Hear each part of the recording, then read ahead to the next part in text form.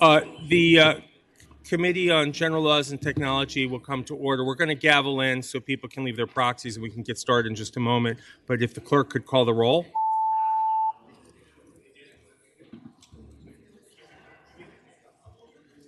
You have a quorum, Mr. Chairman. Okay, if members want to leave their proxies, we're going to start in just a moment.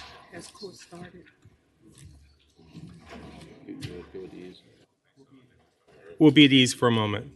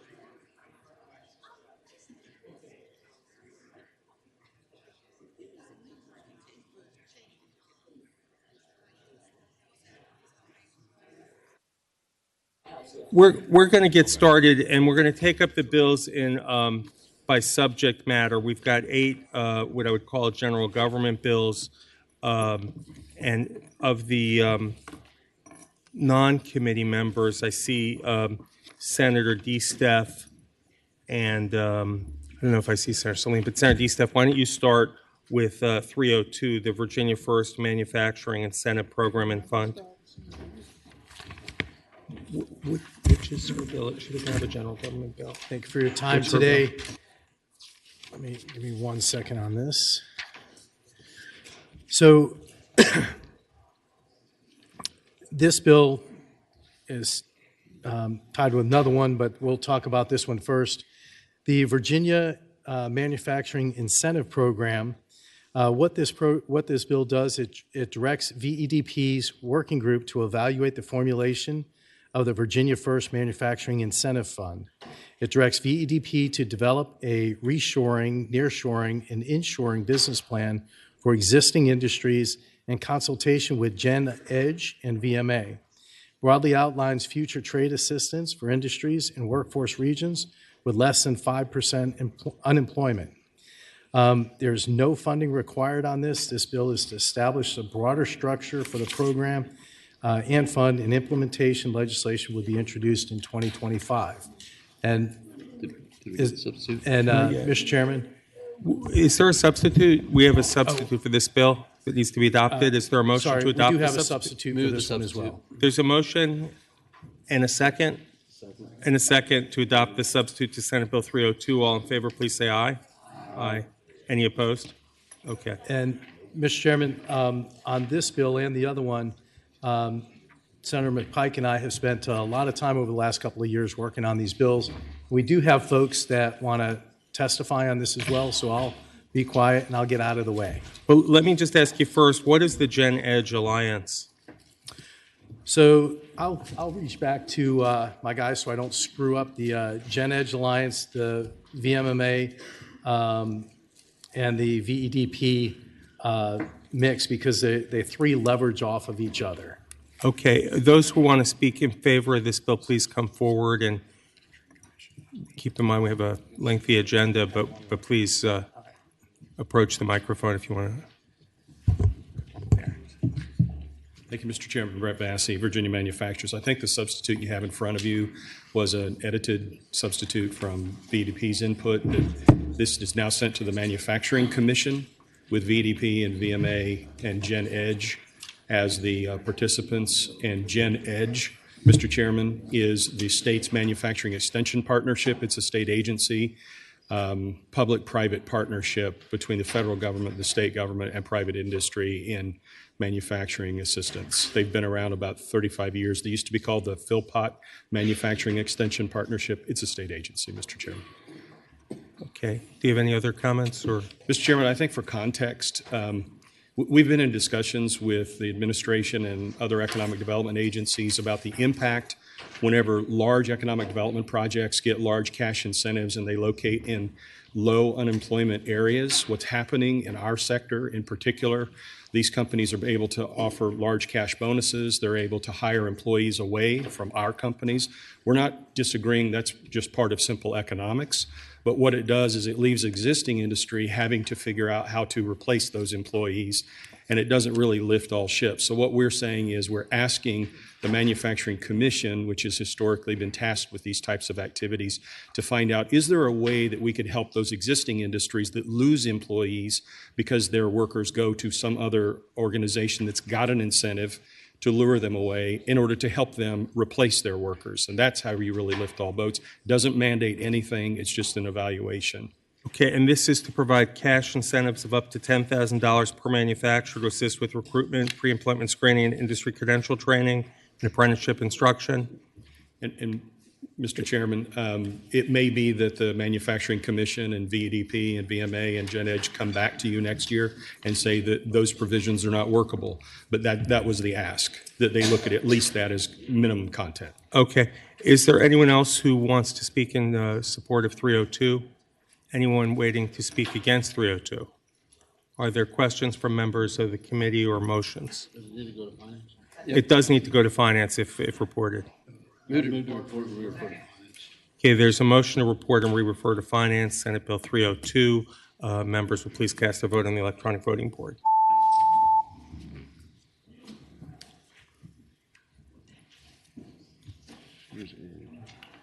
Mr. Ayes Chairman, 14, no zero. Okay. members of the committee, Thank you.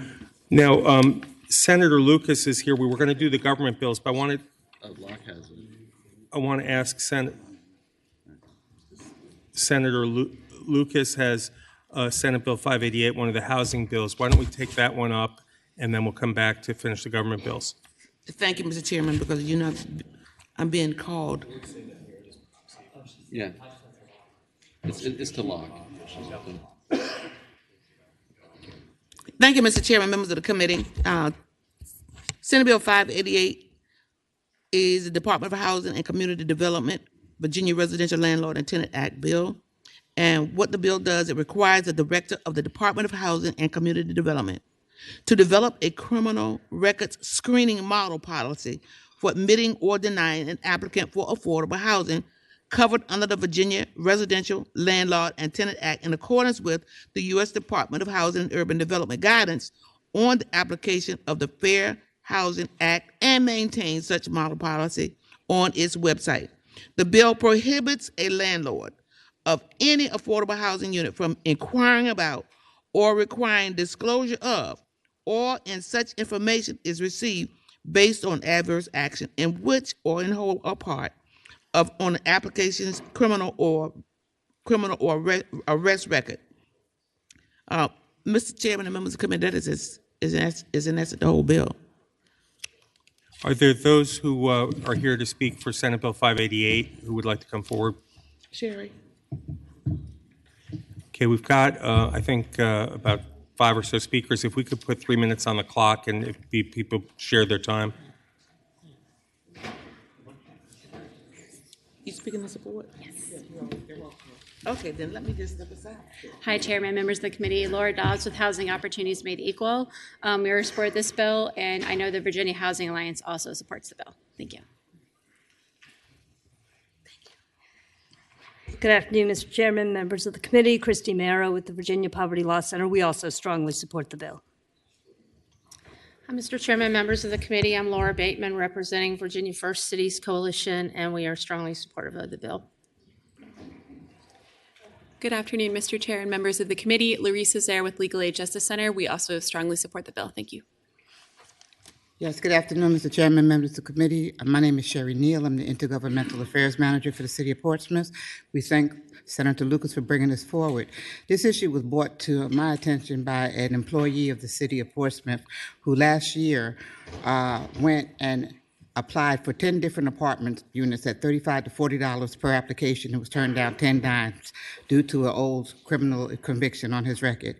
Finally found somewhere, has been living there for a year, and was just told recently that he had to move because they were selling the property. So he's back to square one again, looking for a place to stay and going through the same problem. We really hope that you would look favorable on this issue and make it more fair, emulating what's being done at the HUD as far as dealing with their housing providers to provide this type of screening tool so people are not just turned down due to old criminal records. Thank you. Mr. Chairman.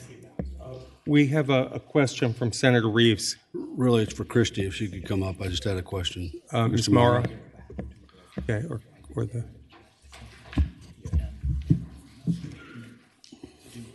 Senator Reeves. One, I don't know where the model policy is because it's not in the bill or what the model policy is, but my question relates to on the sex offender registry and that data, if you know if a sex offender's moved in next door or not, is that disclosed or not disclosed, or how does that work into the model policy? Chairman, members of the committee, the model policy isn't getting legislated in the code itself. It's bringing together stakeholders from fair housing as well as the landlord industry to craft the policy. We're expecting updated guidance from HUD on the application of fair housing to the use of criminal records. So the intent is to use that individualized assessment, making sure people aren't getting denied for misdemeanor offenses, but you could still exclude people because of being on the sex offender list or if they have a violent felony on the record. So Mr. Chairman, follow-up question. Senator Reeves. So we don't know what the policy is yet, but we're going to vote on it? Is that my idea of it? So you don't have it? Let me ask counsel this. The way I read the bill, it says to develop and maintain a criminal record screening model policy. It's not, we're not adopting a policy here. This is just to direct the DC Department of Housing and Community Development to develop a policy and consulting with stakeholders. Is that right? Yes, Mr. Chair, that's correct. Senator Reeves, does that answer your question, or are there more? Thank you, Mr. Chairman. I have more questions, but Mr. Chairman, it still says an F if the landlord fails to comply with the requirements of the section when we don't even know what the policy is my concern. If it's just a study to set it up and then you come back and, Mr. Chairman, come back and say, okay, these are what the standards are for the policy and include them in there, but we're already requiring landlords to comply with something that they don't even know what it's going to be. Thank you. Okay, are there those, would you like to address that? Sure, Chairman, members of the committee, if I may. Affordable housing providers already have to follow guidance from HUD on this, and this is just reaffirming that, and it would only be applying to affordable housing providers, so those are receiving state or federal funds. It does not apply to private landlords. Thank you. Okay, were there those who wanted to speak against SB 588 in the audience? Okay, and there's no one online waiting to speak on this particular bill? Okay. Motion to report. For some reason, it doesn't go to finance. I don't know why. And is there a second to that motion? And a second. All in favor, please vote aye. Those opposed, vote otherwise. Ayes 12, noes 3. Thank you, Senator Lucas. Thank you, Mr. Chairman and members of the committee. And contrary to popular belief, everything that goes to finance does not die.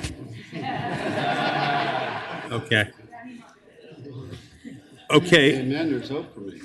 Let's move back into our government bills, which is the first section of non-committee members. I don't see Senator Salim. So, oh, he is here. Okay, great. Well, then why don't you come next? This is Senate Bill 340, FOIA exclusions, about purchase card statements.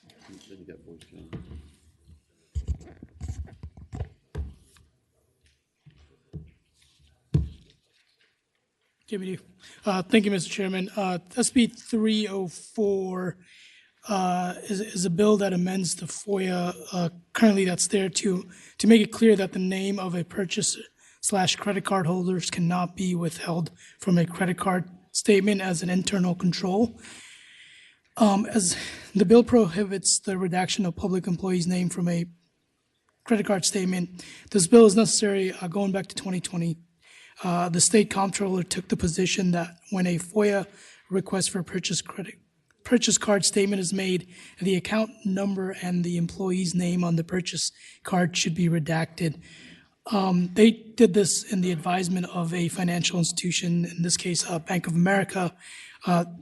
The reason this is necessary is that there are a few bad actors, government employees who may engage in inappropriate behavior should not be able to hide behind redacted documents, while the vast majority of honest and proper government employees have their names tarnished by the redaction, along with few other bad actors.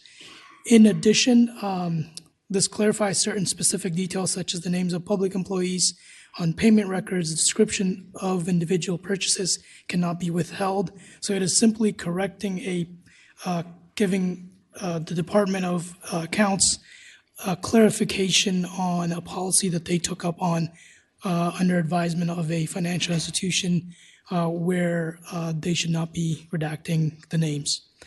This did come up to the body in the past, and in prior years passed on a 39-0 in the Senate.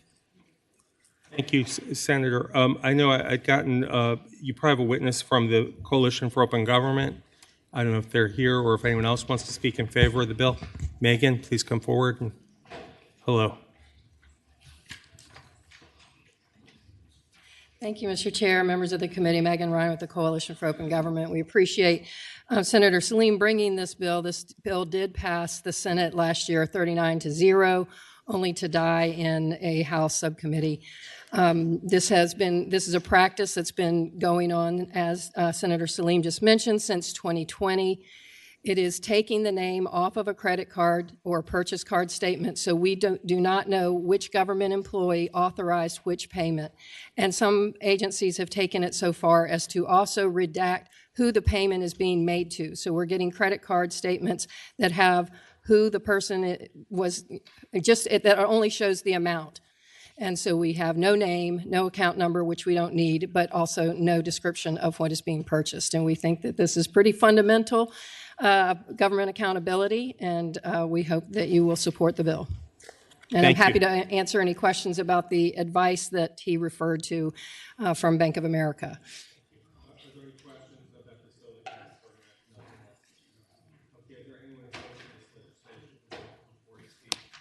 Move to report.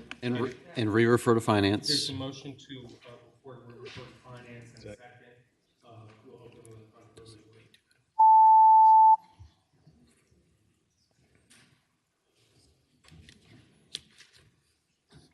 Ayes 15, no 0.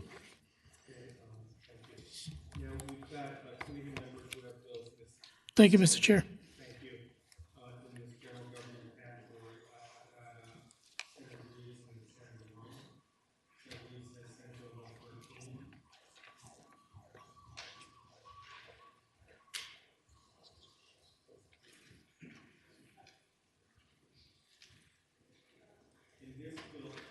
This bill has also been requested by Finance, so if successful, the motion would be to report and refer to Finance. Thank you, Mr. Chairman. 113 is a product of the work group that Delegate Reed and myself and many others worked through all year this last year with DVS. It's the Veterans Fellowship for State Government Pilot Program within DVS. The goal of the work group was to establish hard and fast metrics for policy success in military and veterans community, as well as policy recommendations. The pilot program that this seeks to establish would see DVS collaborate with VCU's Wilder School of Public Affairs to encourage veterans to graduate with Homeland Security and Emergency Preparedness degrees. The overall goals are to convince our veteran population to remain here, bolster Virginia's skilled workforce, and provide veterans with an educational pathway to employment within the Commonwealth. There would be an undergraduate and graduate level cohort. Both cohorts would pursue undergraduate and graduate degrees, respectively, participate in a leadership program led by VCU's Wilder School and the undergraduate cohort would participate in VCU's and capital semester internship program. The graduate cohort would participate in 3 years of full-time employment with the VCU Wilder School and another participating state agency. This would simply be a pilot program and has a sunset date of July 1st, 2027. Mr. Chairman, members of the committee, as I serve on finance, I know probably what the probable outcome would be when we go to finance, but I certainly would like to give it the merits. I think it's something of a work product that is actually substantial that we can put data to and get more folks into working in the veteran service arena. Thank you, Senator. And can I ask who was in the work group that came up with this? So if you remember last year, Mr. Chairman, Delegate Reed and myself had a bill to go, and we worked all summer. So it was an extensive work group. They actually brought in some folks from the McChrystal group as well, and the Wilder School. Dr. McDougall, Senator McDougall's wife, Robin, helped lead part of that coalition. So it was a pretty big group. There were members of the House there as well. Okay. Is there anyone here opposing this legislation, SB 113? Anyone here to speak for it today? Okay, are there questions or motions from members of the committee? Second. Okay, a motion and a second to report and refer to finance. All in favor, please indicate your preference on the electronic voting board.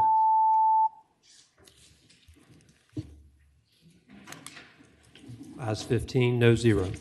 Okay, we have two bills from Senator Rome next on citing of data centers. Senator Rome. Thank you, Mr. Chair. Mr. Chair, if it's within the will of the committee, I'd like to be able to present here just for the sake of time. Yes. Okay, great. Thank you so much, Mr. Chairman. Mr. Chairman, so first we'll do SB 284. So before you, Mr. Chairman, is SB 284, straightforward, nearly tailored bill. This would require that before any local government land use application for the development of data centers be approved in areas where the data centers would have a minimal impact on historic agricultural and cultural resources, as well as not be within 1 mile of a national park, state park, or other historically significant site. The purpose of this bill is to avoid data center projects being allocated in areas where their existence would disrupt the national park, state park, or other historically significant sites in the area. It is our duty to protect the environment and to be cognizant of the placement of these very high, large electrical facilities, and the goal is to ensure that they do not negatively impact our community, neighborhoods, national parks. And one of the main drivers for this, Mr. Chairman, is right now in western Prince William County, the proposed Prince William Digital Gateway in particular would be right along the boundary of Manassas National Battlefield Park, so that if you were in, say, the deep cut area of the second battlefield, they would not only be visible, but there are already existing above ground electrical transmission line towers there that were never designed for another project of this load, as those ones actually serve a project in Loudoun County, which means that this means there will be additional transmission lines in this corridor. And considering that earlier we had presented a bill that would have buried the lines that are under 500 kV, and then that was not successful, we are now looking at having additional above-ground transmission lines running along the Manassas National Battlefield exceeding 100 feet in this area. This is a huge problem, not only at the national level, but we also have a state interest in this, in that Conway Robinson Memorial State Forest is also located on the exact opposite side of where the perimeter for the project is. That means you've got a state forest on the west side, you've got a national park on the east side, and when you're dealing with both of those, and I'm looking at a number of members here who represent battlefields in your districts and areas like that, that is exactly the opposite intent of why we have conserved these areas to begin with, and why we cherish these areas, and why they are living historical monuments where we go out there and we actually learn about what it took to get to where we are today. And so, Mr. Chairman, my constituents, especially in Gainesville and parts of Manassas and Haymarket, have been adamantly opposed to this. They sent me here, and I understand, that this bill is highly likely to go to JLARC today, but it is incredibly important for people to understand the magnitude of the problem, where there has never been anywhere in this country a project of the size that we're talking about here. It needs to stay away from our national and state parks, and I think this bill is a very reasonable attempt to do that. Thank you, Mr. Chair. Thank you, Senator Rome. Are there questions or is there anyone here to speak for SB 284? When you come forward, and welcome. Good afternoon, Chair and members of the committee. My name is Kyle Hart. I represent a nonprofit called the National Parks Conservation Association, or NPCA. We're a nationwide nonprofit dedicated to protecting and enhancing America's national parks, of which Virginia is lucky enough to have 22 of. Those 22 national parks welcomed more than 22 million visitors last year and generated more than $1.88 billion in economic output. Currently, as NPCA sees it, the biggest threat to national parks in the state of Virginia is the unregulated and explosive data center development going on all over the state. You will hear today from opponents of this bill that this is about one project, and indeed, Senator Rome just alluded to the fact that one project in particular, the Digital Gateway, did spark this bill. However, I'd like to point out that this is simply not true. As an organization, NPCA is on record in opposition to 5 different data center projects proposed directly next to national parks or National Register of Historic Places. This is directly adjacent land. So this is a pervasive problem across the state. Several other nonprofits, such as the American Battlefield Trust, are tracking projects proposed next to state parks as well, including other places, state parks, state forests, and National Wildlife Refuge. This is across the board an epidemic of reckless development proposals brought forward by an industry more concerned about increasing their bottom line than protecting our national and state parks. National parks and National Register of Historic Places are sites that we have collectively agreed are places worthy of the highest degrees of protection offered in our great Commonwealth. This bill takes the necessary step forward to offering protections, a deeper layer of protections to these sites from this explosive and currently unchecked industry. Thank you for your time. Thank you. If you could be brief, please join us. Mr. Chair, members of the committee, Wyatt Gordon on behalf of Virginia Conservation Network. We are in support of the bill. Thank you. Thank you. Okay. And were there those with another view in opposition to SB 284?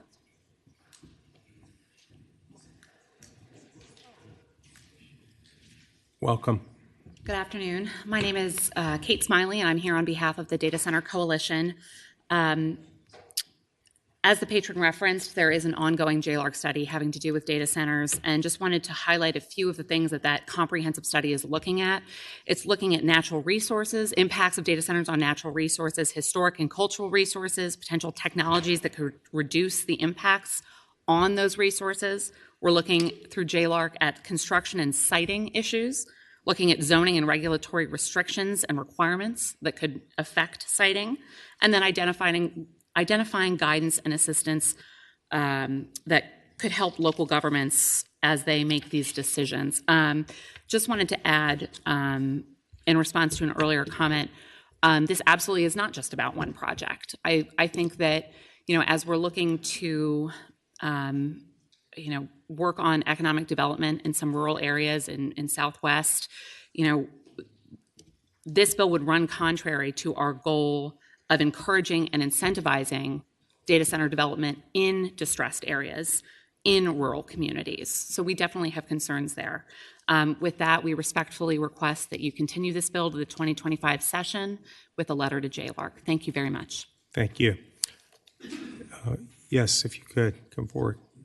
Good afternoon, Mr. Chairman. My name is Lou Spencer. I'm with UA Local 5 Plumbers and Gas Fitters. We're an affiliate of the Virginia Building and Construction Trades Council.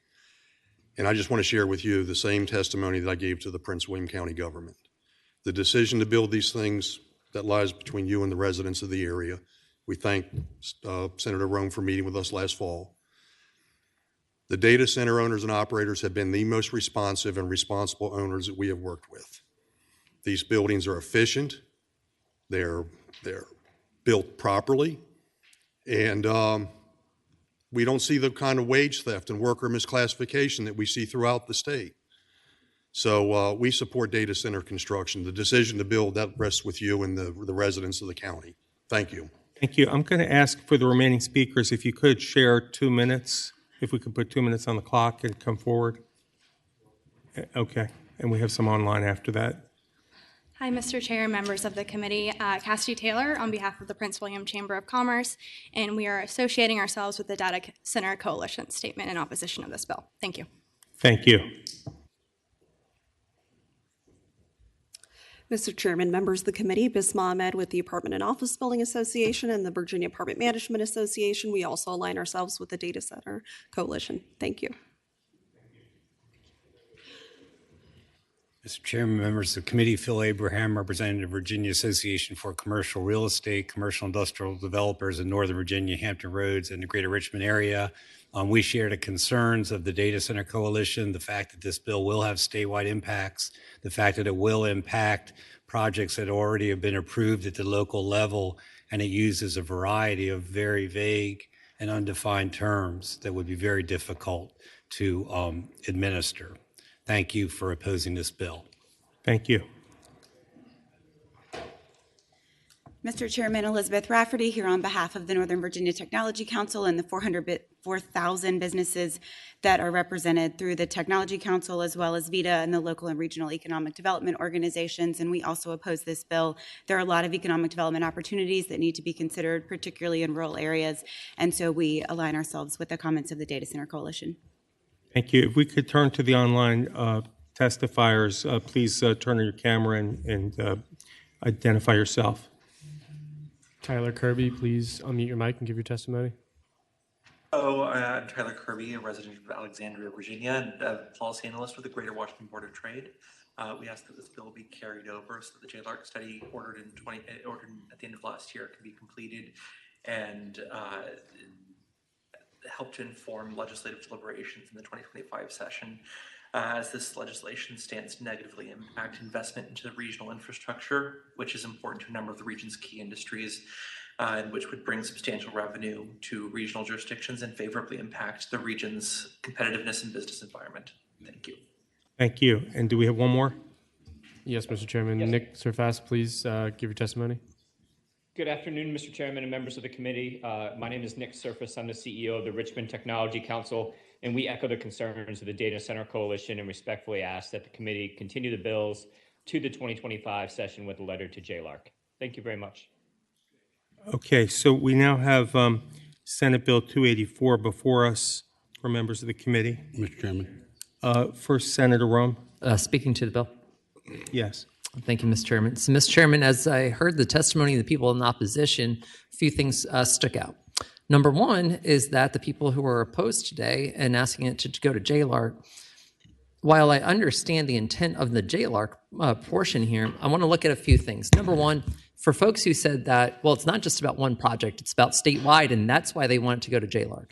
We had legislation regarding just one project, and they opposed that one as well. Then when we come to the table with, okay, let's talk about statewide. Oh, no, we can't do that one either. And then I would ask, okay, let's take a look at the data center development in Northern Virginia, specifically in Western Prince William County. Spend a day with me going up the Prince William Parkway and then go west on I-66 and then head over toward Gainesville and Haymarket. Tell me how many of these projects are, number one, under construction right now. It's every other mile. Number two, as you were looking at those, ask how many are actually in the tank to be developed right now that have already had the purchasing, that have already had the land purchased in this case, and they are planning to do it. And you're gonna hear about one after the next, after the next, after the next. And then I would ask, why is it that they are specifically targeting this area so that they can make a whole lot of money? Number one, it's because Western Prince William has workforce, infrastructure, and proximity to DC. Do you see them having project after project after project to go into any of the 4,000 plus orphan mines that we have in Virginia, for example? We've heard occasionally, like a Project Oasis, but you'll notice that was not prioritized. They did not prioritize putting these in areas that were naturally cool, subterranean, where they have reservoirs, where they could develop and build a workforce, for example, in high distressed economic areas where they actually really could use it.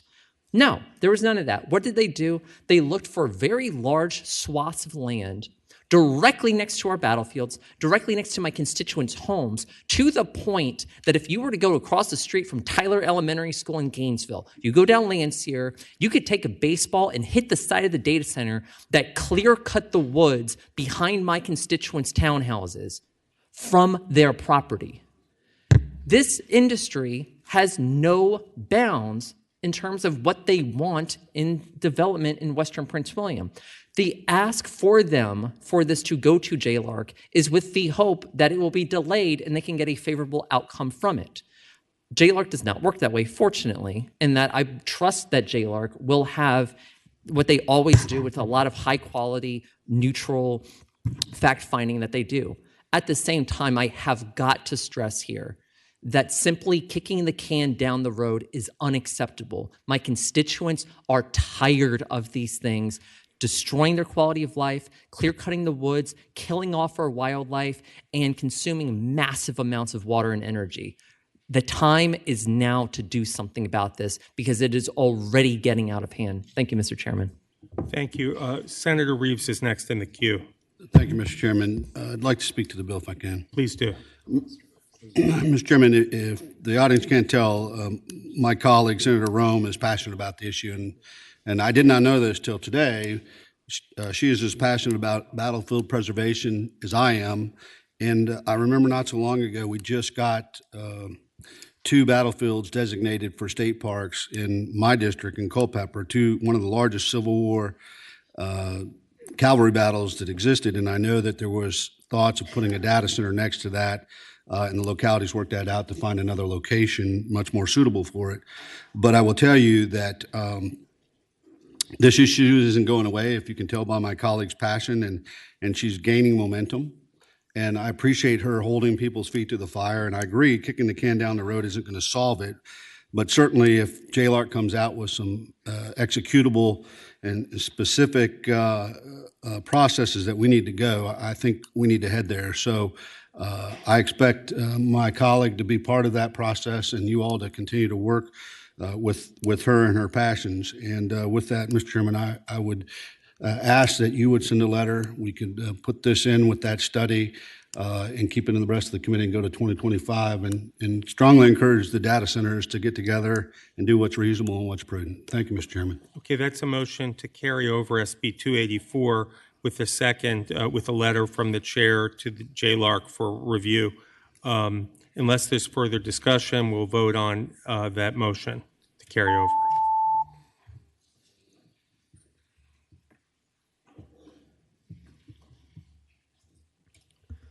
Ayes 13, noes 2.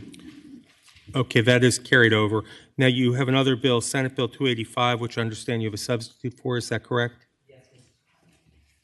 Who's the substitute? Yes, Mr. Chairman. Okay, there's some. And Mr. Chairman, I'll ask council to please report substitute.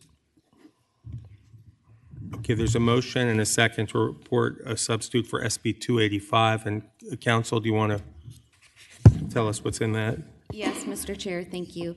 It is actually 2 line amendments. On line 15, introduced after examine, insert comma, to the extent practicable, comma.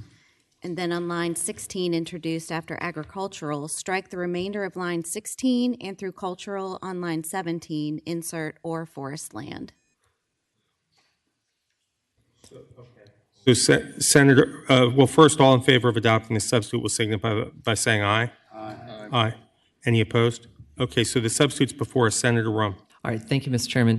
Thank you to the members of the committee for taking care of that. So, Mr. Chairman, to the members of the committee here, what we've now just done with the substitute version here for SB 285 is we've conformed it to what's being actually carried in the House by my colleague from Western Prince William, Delegate Thomas.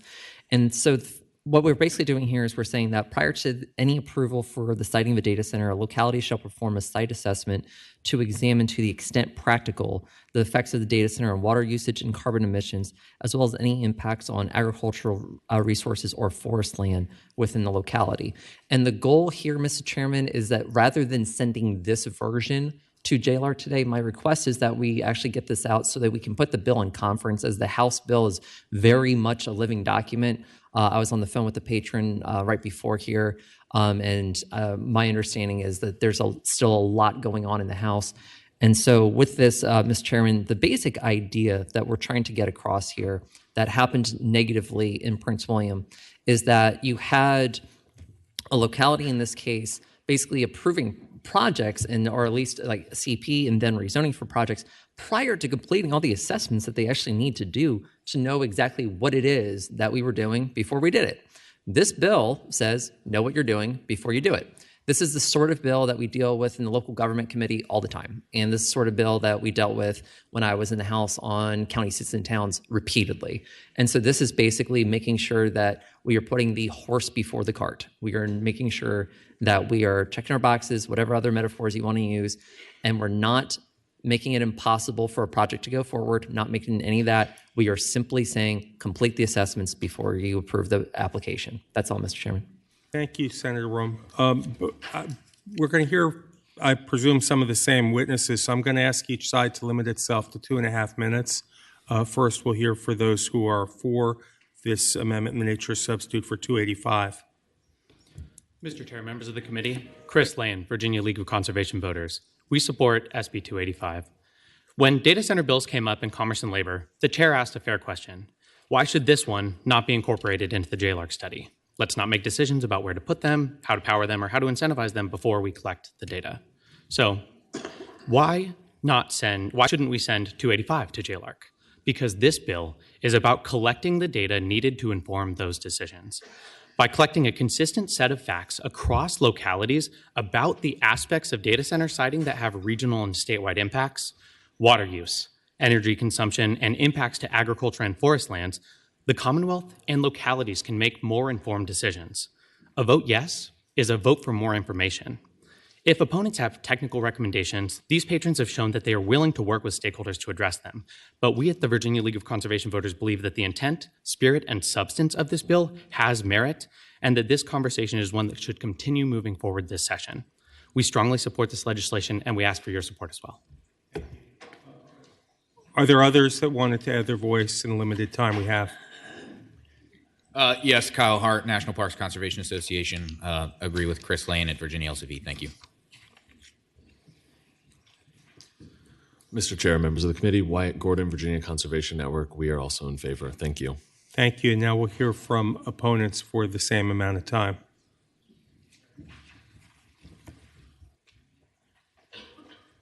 Good afternoon, Kate Smiley, Data Center Coalition.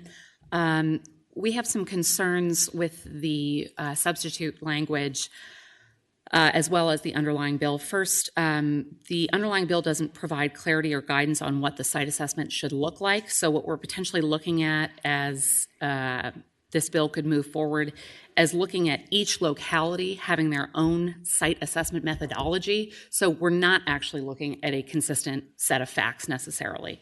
I also would say that this would seem to create uncertainty around individual projects by inviting litigation by project opponents regarding whether an assessment was properly conducted and scoped to meet statutory requirements. Last but not least, to the extent practical language gives us some heartburn only because I think that is, as we can all agree, a very subjective statement. County may believe that they don't need to do a site assessment given their capacity, their budget, their bandwidth. A project opponent could very easily turn around, having looked at the county budget, and say, well into development that they should have and could have done that assessment, and just inviting further litigation. So with that, we respectfully ask that this also be referred to JLARC for study, and thank you very much for your time. Thank you. Were there others who were compelled to weigh in, please? Mr. Chair, members of the committee, Bisma Ahmed with the Apartment and Office Building Association, Virginia Apartment Management Association, and we associate our stance with the previous speaker as well. Elizabeth Rafferty, Northern Virginia Technology Council, and we associate our comments with the Data Center Coalition as well. I would flag that across the Commonwealth, a number of small rural localities have a number of issues around site assessments and that process. And so normally we put guardrails around what that looks like when we're developing comprehensive plans and all of that. So we would recommend that that be considered as part of the JLARC study. Mr. Chairman, for all the reasons stated, we're somewhat opposed to this. These buildings are the most efficient buildings built in Virginia. Thank you. Okay, members of the committee have questions or motions? Mr. Chairman. Senator Rum. Speaking to the bill. Please. Thank you, Mr. Chairman. So, Mr. Chairman, we already have litigation based on the existing rules right now, without changing a single word, even without the adoption of this. You already have that issue. Number two, Mr. Chair, and I know the senator from Orange will actually appreciate this part as well. This is a classic case of refusing to get to yes. Once again, here we have a compromise language. We're trying to, make sure that we're keeping the legislative process alive, bringing people to the table, and every step along the way, instead of, as we heard earlier this session when we were dealing with our FOIA fees reform bill, and you heard just constantly no matter what it is, here we are again at no, it doesn't matter what it is, we don't want to do it. We are trying to work in good faith in this, trying to, in this version of the bill, which is not nearly as restrictive as what I introduced, trying to work to make sure that it's working in concert with what we're doing in the other chamber. We have a product here that is reasonable in terms of the question about, well, what happens locality to locality? Right now, locality to locality conduct their own site assessments. Right now, that's already a thing. We're trying to make sure that they actually do that prior to going in. And so you're not going to have additional litigation based on this. You're having a level of consistency, in fact, based on this. And with that, Mr. Chair, I think this is a bill that is ready to go into next level. Thank you, Mr. Chair. Thank you. Are there motions or comments? Move to carry over with letter to J-Lark. There's a motion and a second to carry over with a letter. Substitute motion, Mr. Chairman. And a substitute motion to... Move to report. To report. With the second. Okay, so we'll vote first on the motion to report. All in favor, please vote aye.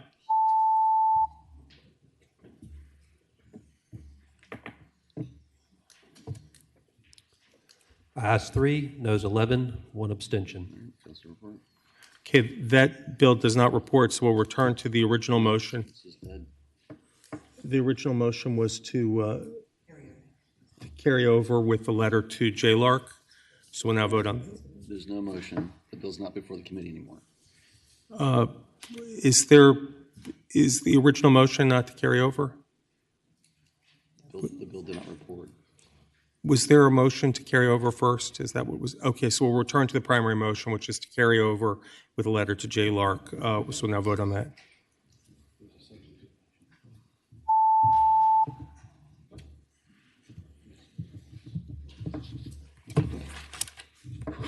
Ayes 13, noes 2.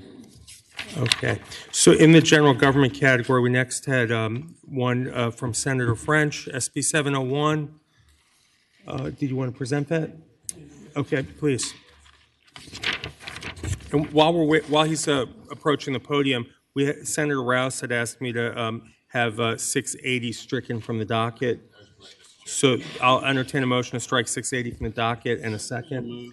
In a second. So first we'll vote on striking 680 from the docket. All in favor, please vote aye. Okay. So that motion carries, and we then move on to Senator French with SB 701. Ayes 15, no 0. Thank you.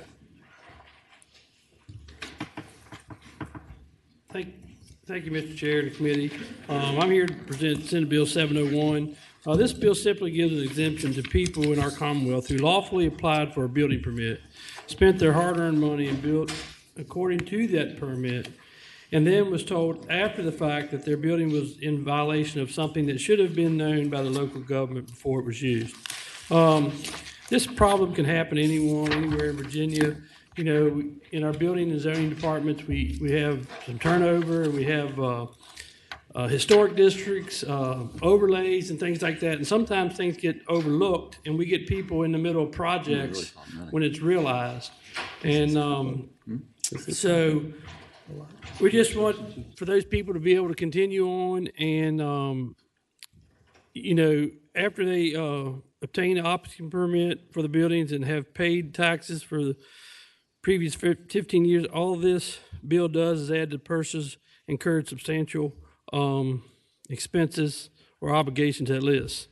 Those who meet the exemption would classify as a non-conforming structure, which means the structure cannot be rebuilt if destroyed, nor can it expand upon. But it will protect Virginians from having to tear it down from incurring fines from the locality. My intent in this bill is to protect the people who took on major expenses with the belief that their building was in compliance and rightfully relying upon the building permit. That's the bill. And it's Thank you. Can I ask, does this arise from a real-world situation in your district or your area? So we've had a few instances where people got started on things, maybe got in and they realized they were too close to a setback, or they happened to be in a historical district and then they were supposed to use a certain roof because they were in that and they didn't know it when they got into it. Things like that weren't relayed to them before they got under construction. So it's, it's not a large lot of people, but it is happening some, and I think it's a good bill. Thank you.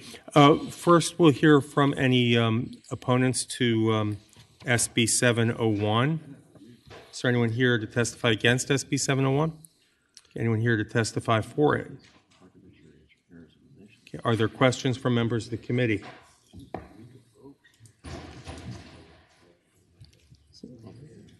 Oh, here we go. Okay. Mr. Please. Chairman, we're in support of this bill. And we are? I'm sorry.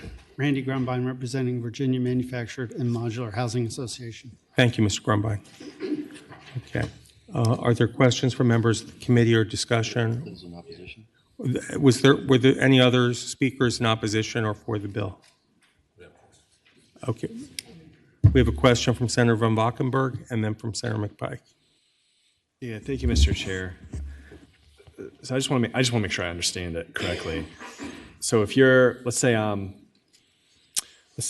doing something to my house, I'm redoing the windows or something, and I couldn't do what I wasn't supposed to do what I did because of, let's say, the historical zoning piece, but I in good faith thought I could. Then this is saying the local government couldn't punish me after. That's my intentions, and yes, as long as you went to them and they gave you a building permit to do it, and you told them what you could do, and you did what you said you were going to do. Now, if you did something else, like replace, the guttering at the same time or something or whatever that wasn't on the building permit, then this is not to supersede that. This is supersede your window situations. Follow up real quick, Mr. Chair. Senator Van Valkenburg. So you're saying, so the locality would have had to have issued me the permit, and I did it, and then we come to find out. Got it. That's right. Got it.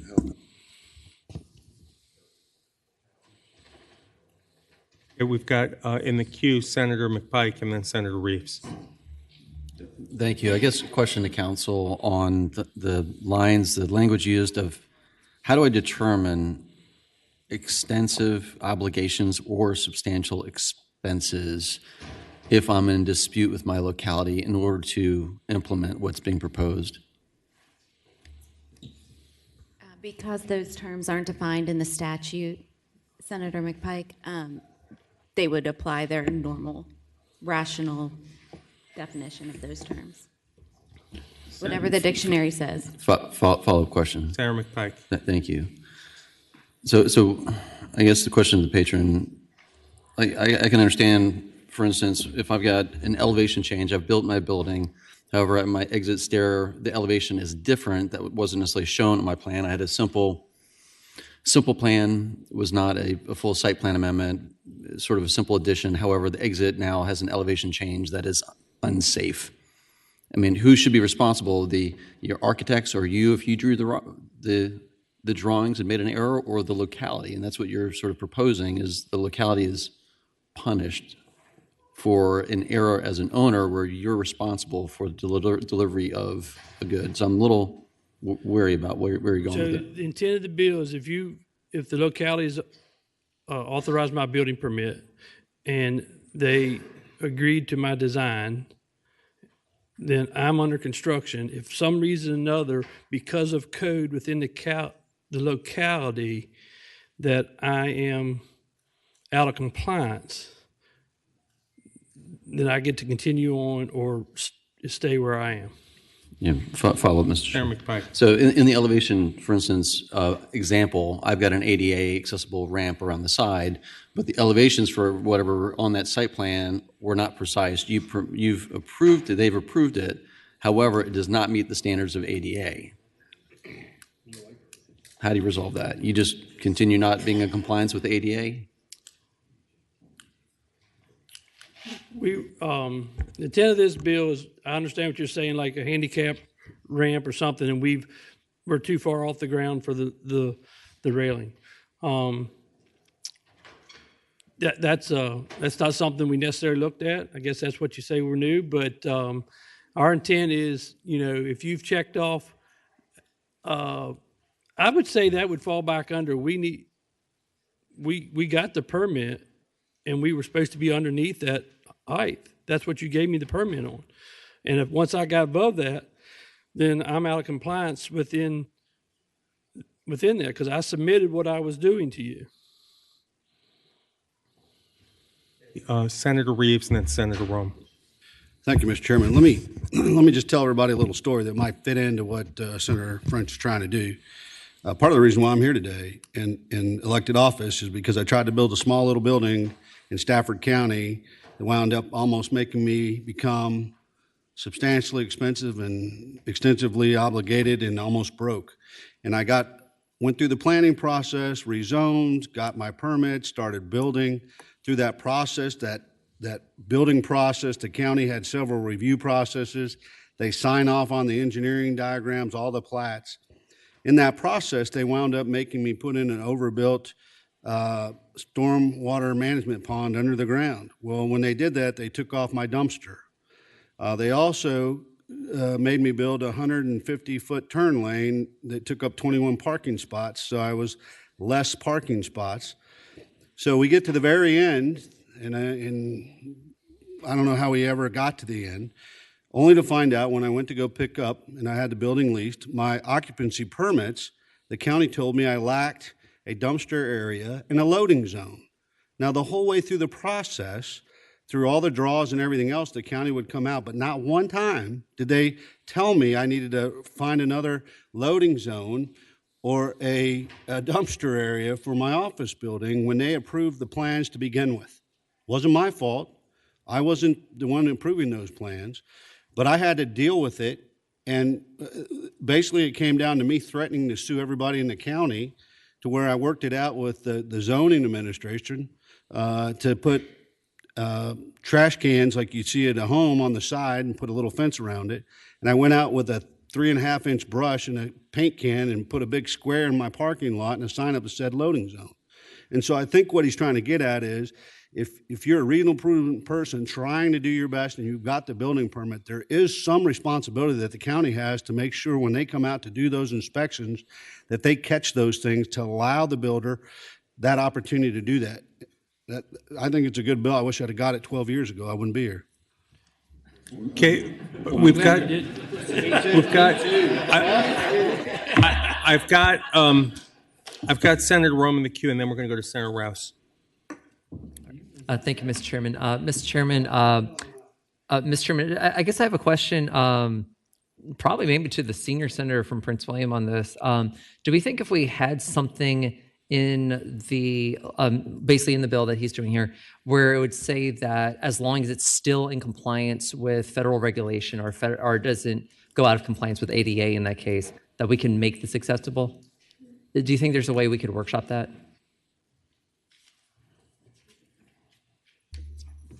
I defer to counsel on the question. I think some code sections have similar language like that not otherwise conflict with building zoning ordinance, but I don't know, counsel, some of this could be in conflict, so I'm not sure how to resolve.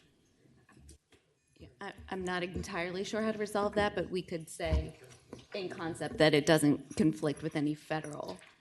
Yeah. So, Mr. Chair. Senator Rome. Yeah, Mr. Chair, I guess if the senator would consider that, the patron in this case would consider that a friendly amendment, I think I'd like to offer that as kind of a way to bridge the concern, and the very real concern that the senior senator from Prince William has, while at the same time getting to the point that the senator from Orange made about like, hey, look, if you're really trying to do your best with this, this is not your fault. You're not acting in bad faith, and this comes back. You should be able to continue doing what you're doing, or at least address the problem. And speaking further to the bill, Mr. Chair, just trying to take a little time while the patron's a little busy.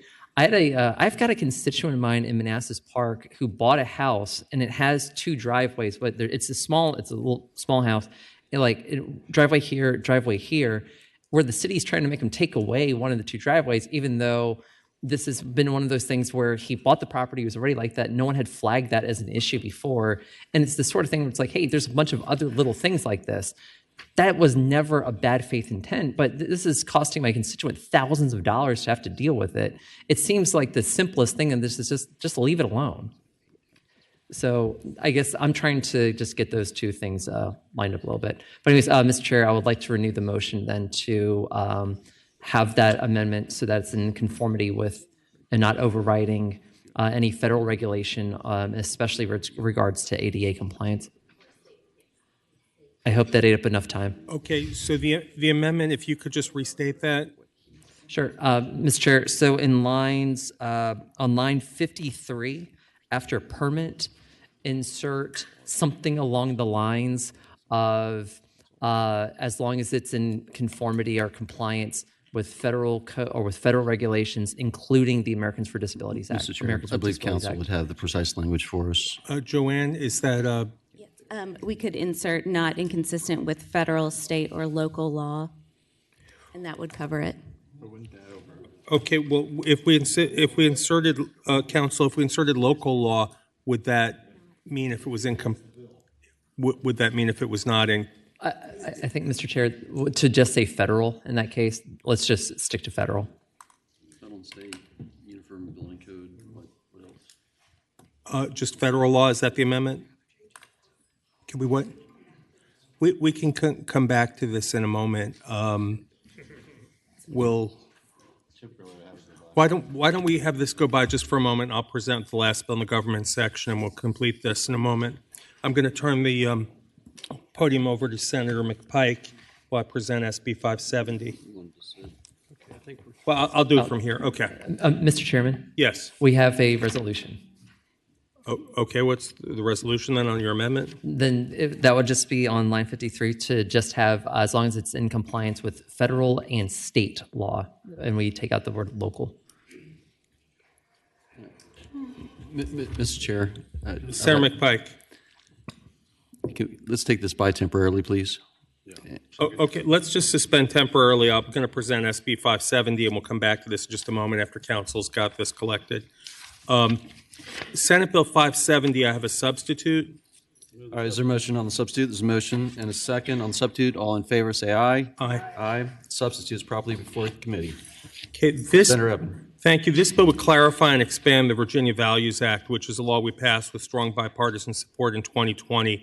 It made the Commonwealth the first state in the South that bans discrimination on a variety of bases, including sexual orientation, gender identity, race, religion, marital status, level of ability, national origin, or status as a veteran. This bill, though, would provide consistency and clarity on employer-sized thresholds, which can confuse businesses and employees about their rights. And it would further clarify that when we say person within the Virginia human rights, that we conform with the definition of person elsewhere in Section 1-230 of the Code. Importantly, the bill would clarify that the Virginia Values Act's prohibition on discrimination applies to the Commonwealth of Virginia and its political subdivision. The amendment in nature as substitute doesn't change the underlying policy that was in the bill introduced. It just clarifies and streamlines the provisions. Under current state law, there's no definition of person within the Virginia within the Virginia Human Rights Act. This loophole prevents the full ban on discrimination intended under the Virginia Values Act from being carried out. My bill adds this definition, which you can see in the enactment clause on lines 191 to 195 of the substitute, that a person does include government agencies and political subdivisions, as was intended when we passed the bill.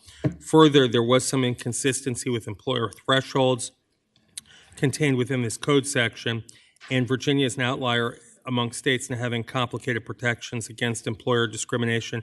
For example, under the existing law, someone working for an employer that has between 5 and 15 employees is protected under the law if they're harassed and then fired, but not if they're demoted because of their race or religion or other characteristics.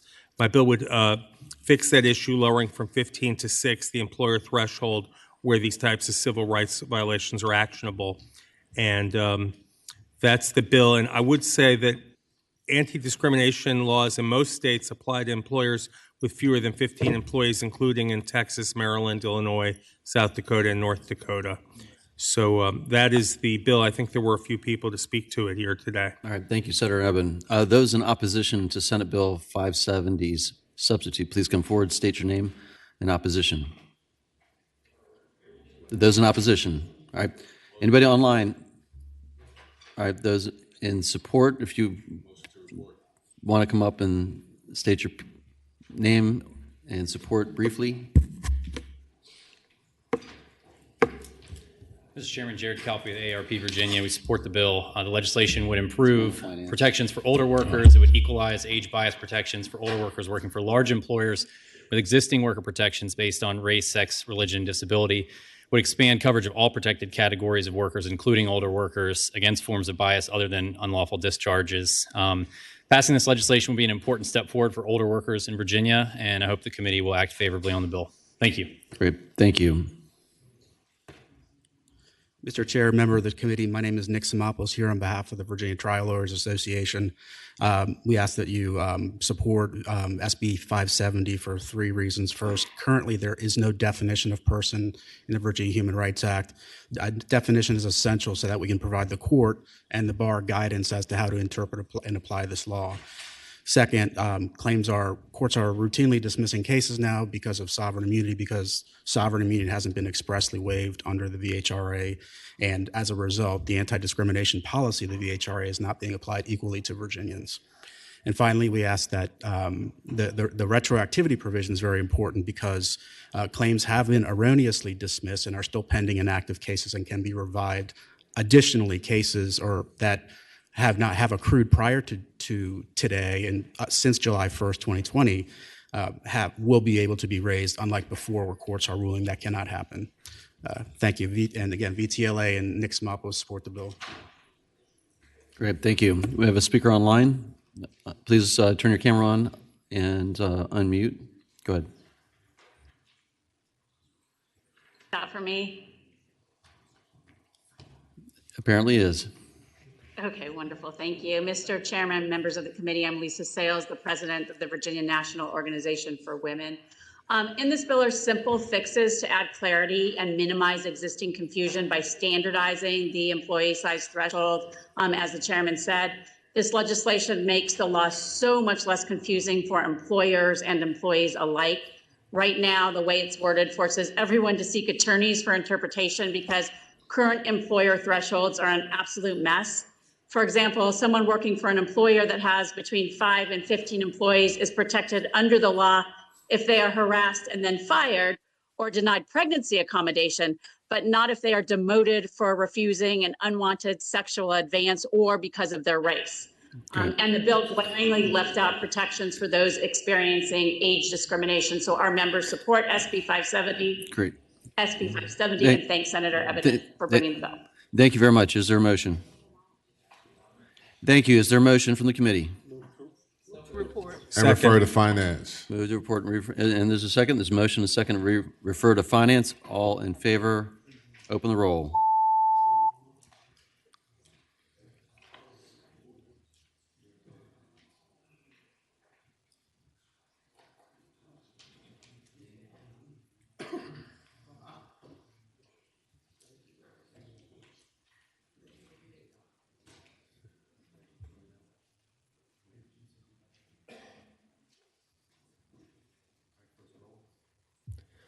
Ayes 14, no 0. All right, that bill refers to finance. Thank you, Senator McPike. Now, are we ready with SB 701? Is there clarity on the amendment? Hey, Rand. Mr. Chairman. Senator Reeves. Mr. Chairman, I think we have something that might fit rather than put in federal, state law. We were on line 53, if I remember right, it was or applicable law. Okay, so this would cover a building project that's in conformance with the building permit or applicable laws, your wording? Yeah, I think that fits. I'd have to ask counsel. I'm not an attorney, but I think that would fit in that section. Okay, so that's a motion to amend SB 701. Senator French, is that acceptable to you? Yeah, we think we're going to work with this for now. Keep it moving. And did you already, you know where the substitute is on line 53? And add in, and applicable by law? Counsel, what is your You understanding? want to work on that in concept? Yeah. We can work on it in concept. Okay, so we have an amendment in concept Of or applicable law. or applicable law. So all in favor of the amendment in concept will say aye. Aye. Any opposed? Okay, now we have the bill before us. Is there comments or a motion? Mr. Chairman. Senator Rome. Thank you, Mr. Chairman. Mr. Chairman, I would just speak to the bill. Please, you have the floor. Thank you, Mr. Chair. So, Mr. Chair, I would just kind of look at this as like a living document at this point, kind of in the way I was referring to another bill earlier. Hopefully, this will be ready for prime time when it gets to the Senate floor. And at the same time, let's just make sure that we are all kind of keeping in touch and work to make sure we get all the words right. Just so if there's a need for form amendment, whatever, we can be open to that as well. But with that, Mr. Chair, I'll be happy to support the bill and make the motion at the proper time. This would be the proper time for a motion. Move to report, Mr. Chairman. Okay, there's a motion and a second. Sorry, move to report as amended and re-refer to finance. There's no, Oh, no that's not finance. required. Oh, Okay. that was So a bad the- freshman prank. All right, move to report as amended. There's a motion to report as amended in a second. Please vote on the electronic voting board.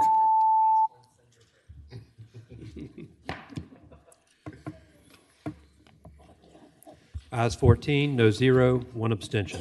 Okay, now we're in the procurement section of the agenda. Before I call on Senators Locke and McPike, I'm going to ask Senator, I believe Senator Stanley's been waiting patiently for Senate Bill 492. Let's take that up first.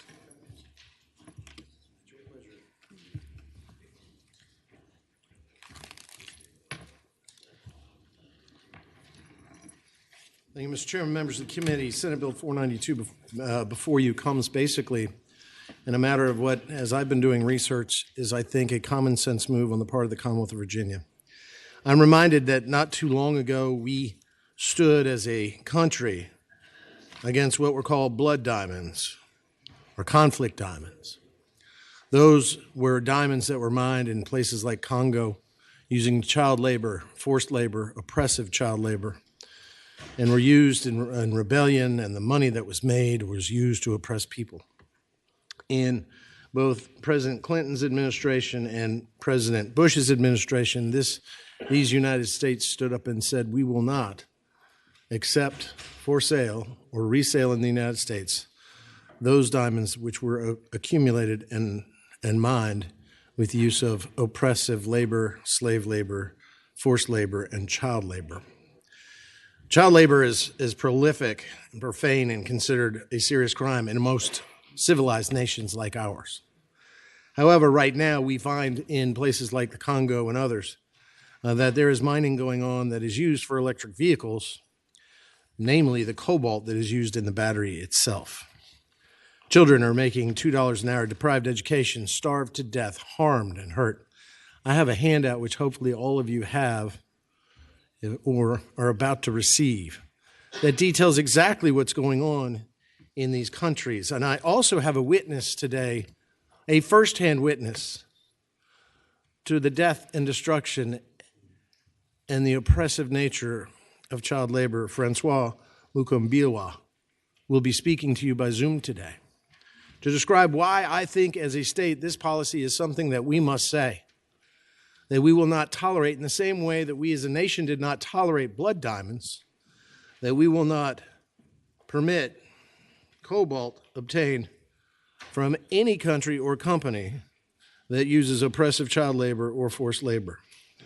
In a nutshell, Mr. Chairman, members of the committee, this bill states this, that this government here, by amending Virginia Code 2.2-4311.3, that in the awarding of contracts to acquire electric vehicles or components of electric vehicles, that no public body in the Commonwealth of Virginia shall enter into a contract with any business unless that business provides a sworn declaration from the manufacturer of such electric vehicle or the vehicle component certifying that every person involved in the production of such electric vehicle or the component and every person involved in the sourcing, in the manufacturing, or the mining of the material used in such electric vehicle or the component did not use forced labor or oppressive child labor in the sourcing, manufacturing, or mining of such electric vehicle or component.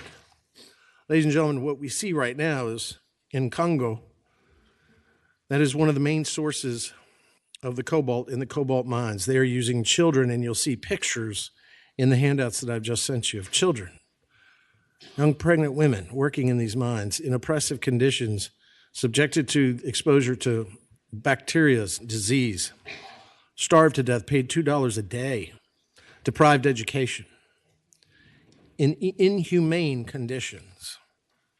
Because of that, many of the children that are forced to work in these mines don't even get to go to school while working in the worst conditions possible.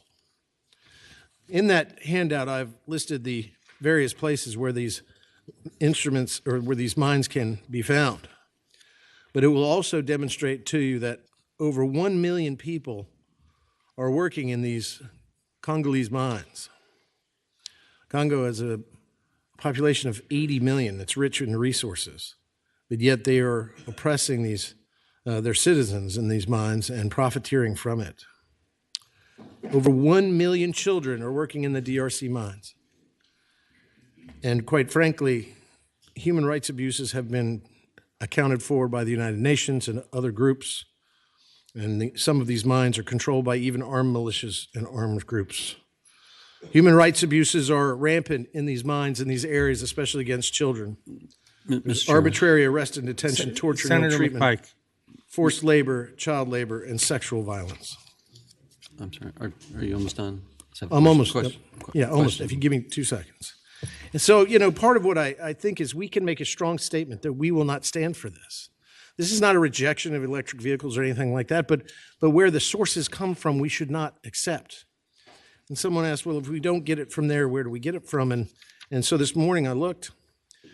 Cobalt is accessible and found in many countries, Australia, Canada, China, even the United States. Congo is one of the largest because they do the most mining. Cuba, Madagascar, Morocco, New Caledonia, Papua New Guinea, the Philippines, Russia, South Africa, Turkey, on and on.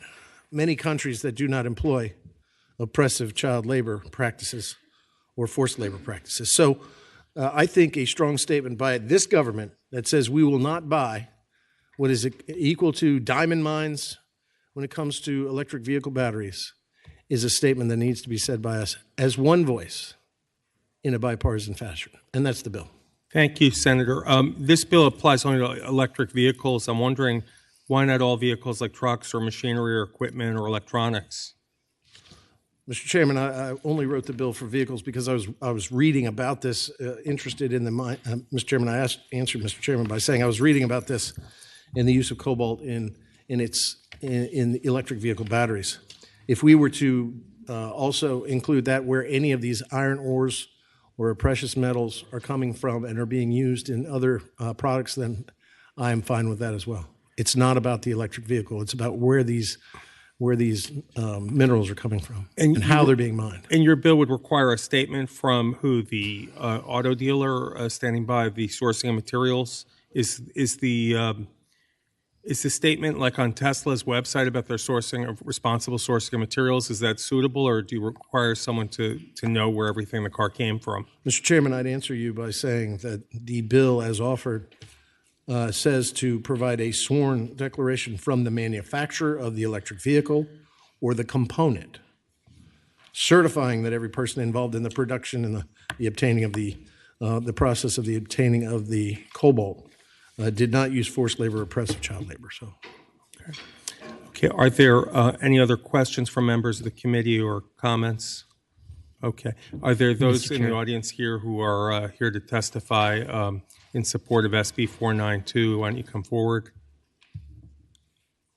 Anyone here to testify against SB 492? Mr. Chairman, I believe Francois Mukumbilwa is online.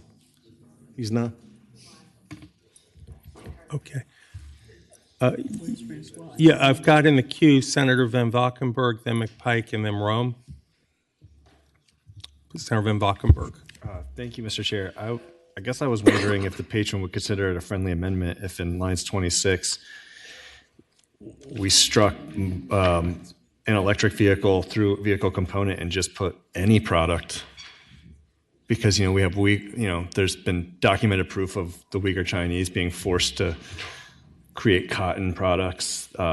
Locally, there's been a whole series of stories in the New York Times, which I know the senator from Franklin reads because he told us he does, about illegal immigrant children being forced into labor in Iowa and Pennsylvania and other places for meat production. Yeah. So, I mean, a lot of our oil in the Middle East, I think, is also kind of infected with this. So, let's just do it all if we're going to do it. Mr. Chairman, I'd answer the gentleman, my friend Senator Van Valkenburg, by saying I think this starts to get to where you and I want to go with that. And I don't think any forced child labor, oppressive forced labor of any variety should be allowed then to be profited from by the sale of any product in the United States, let alone Virginia. But we can only focus on Virginia. But what we're seeing the most abuse of right now, Mr. Chairman, is in the cobalt mines. But there are plenty of countries where buying cobalt for use in these vehicles in these mines, where it is also plentiful or being mined in places that don't use oppressive child labor. And I want us to make sure we're not doing that. And if you want to come back next year, Mr. Chairman, I would love to bipartisan on that all day long. Well, okay. Next, we have Senator McPike. Yeah, thank you, Mr. Chairman. I had similar questions, and I believe as you look up cobalt, you see there in these things called iPhones and everything else. And, if you struck it, you'd be basically dealing with almost any electronic e-cigarettes to, you name it, anything with a lithium-ion battery essentially has some component of cobalt. And so I'm not sure how this body takes up essentially what becomes an international trade issue. And frankly, the logistics behind it. If you're going to do it, I think the policy would be you do everything. I think that's where the senator agrees. But logistically, I'm not sure how you implement that when you're dealing with sort of the international trade implications, and that's certainly not the state Senator of Virginia's business to get into. And therefore, I'd move to PBI. Mr. Chairman, may I respond, sir? Just very quickly. There's a motion and a second. Before we vote, Senator Stanley, you want to have the final word? Thank you, Mr. Chairman. I'd answer my friend, Senator McPike, by saying this, that quite frankly, this is how we in the Commonwealth of Virginia adopt a policy that says, you know what? When we're going to buy a product, this doesn't ban all products from all consumers in Virginia. It's just us as a government that basically say, we're not going to put up and we're not going to purchase or procure certain items, and we start with electric vehicles and their components from a company that uses what is in essence blood diamonds in cobalt that is mined using oppressive child labor. And I think it's a moral issue, and it has no political, it is neither left or right. I think it's a human issue, and quite frankly, it doesn't affect interstate commerce. It just says we in the Commonwealth are not going to buy something that uses oppressive child labor. Okay, thank you. Thank you for your presentation and your answer, Senator. Thank you, Senator. Okay. We have a motion. Mr. Chairman, renew my motion, and I guess the senator is also advocating for boycotts and other things as a part of that. Never mind. Motion's still on the table. Okay, the motion was to PBI Senate Bill 492 that was moved and seconded. We'll vote on. Senator Rome wants to address that motion. Yes, thank you, Mr. Chair. Speaking to the motion, so I think Senator Van Valkenburg had put on the table the idea of basically striking part of line 26. Replace it. Oh, you said that was out of line. Okay. We have a motion before us So we're going to, unless there's further comment, we're going to vote on that motion first. Please vote on the electronic voting board.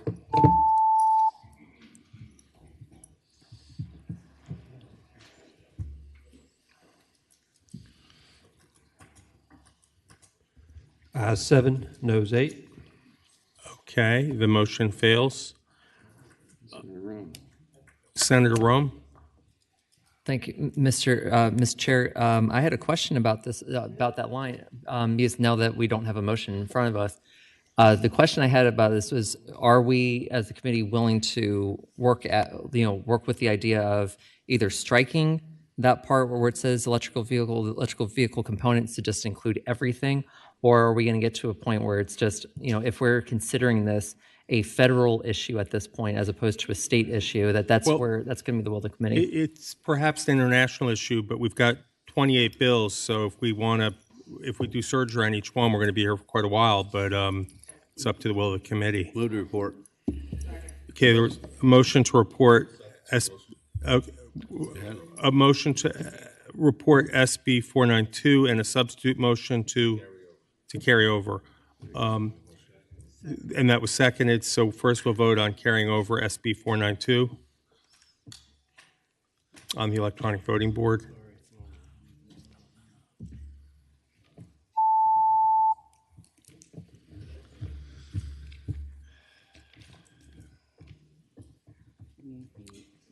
Ayes 9, noes 6. Okay, thank you. Thank you, Senator Stanley. Thank you, Mr. Chairman. Okay, Members of the committee, thank you. so we're into the procurement part of the agenda now, and we have Senator Locke has SB 18, and I don't know if you've spoken with Senator McPike about the similar bill, if you've worked anything out. Yeah, Mr. Chairman. Just a substitute? Okay. Which, is that in the form of SB 18, a substitute? I've got it, Mr. Chairman, if you don't mind. Senator It's all right McPike. with Senator Locke. I'll take mine, Senate Bill 248. 249. With the intent, 249, and move the substitute be adopted as a substitute that will be before the committee. There's a substitute for Senate Bill 249? Is that right? Okay. There's a motion. So there's a motion and a second. Has that been? We'll suspend for just a second.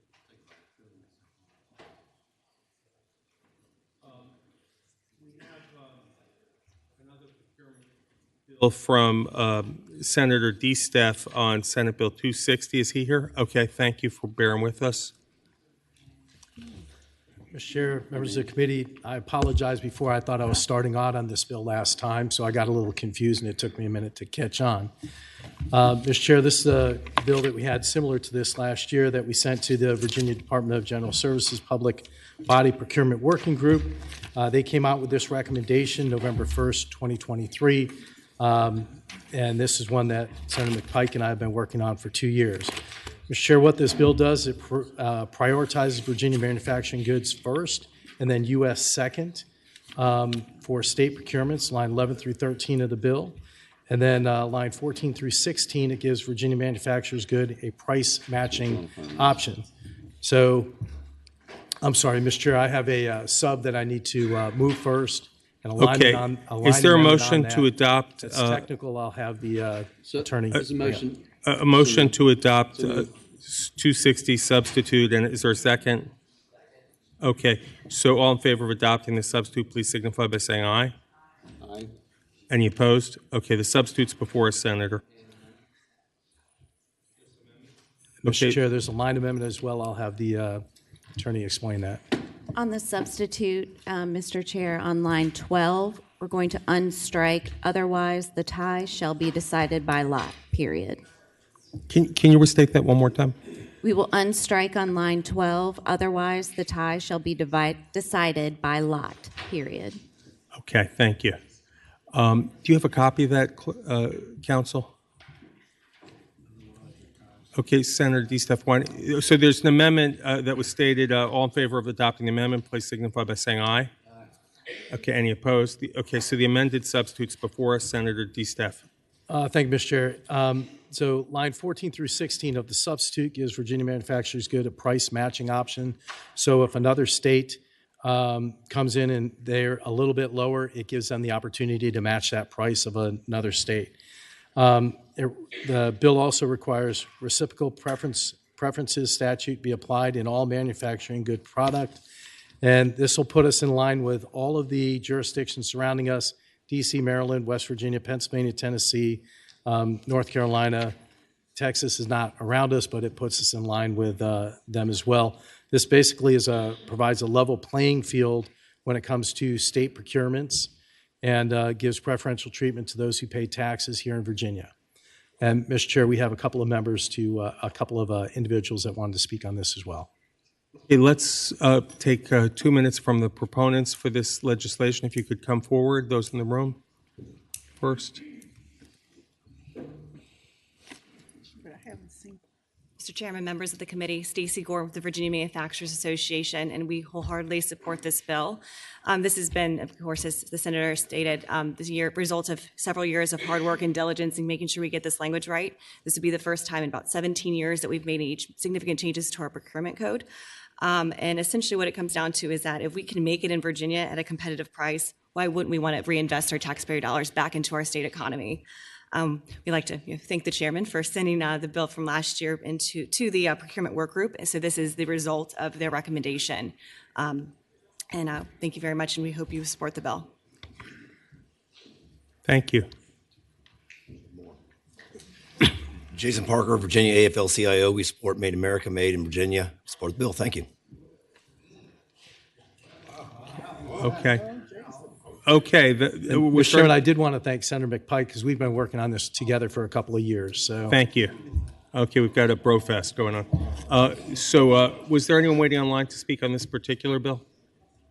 No. Okay. So would anyone opposed to this legislation would like to come forward? Okay. Are there comments or motions? Move to report and re-refer to finance. Okay. There's a motion and a second to report and re-refer to finance. All in favor, please indicate on the electronic voting board, and opposed do the same. Mr. Chair, members of the committee, thank you for your time. Okay, thank you. Ayes 15, no 0. Okay. Well, Okay, we can't come back to that yet. Do not come back. Amy. Stepping back. Okay. Move on to the next section and come back to this. We've got the housing bills. If someone wants to text Senator Boysko, otherwise Senator, if she's not in the room, is Senator Aird here? Okay. Okay, Senator Aird, would you like to take up SB 479? Wherever you're more comfortable.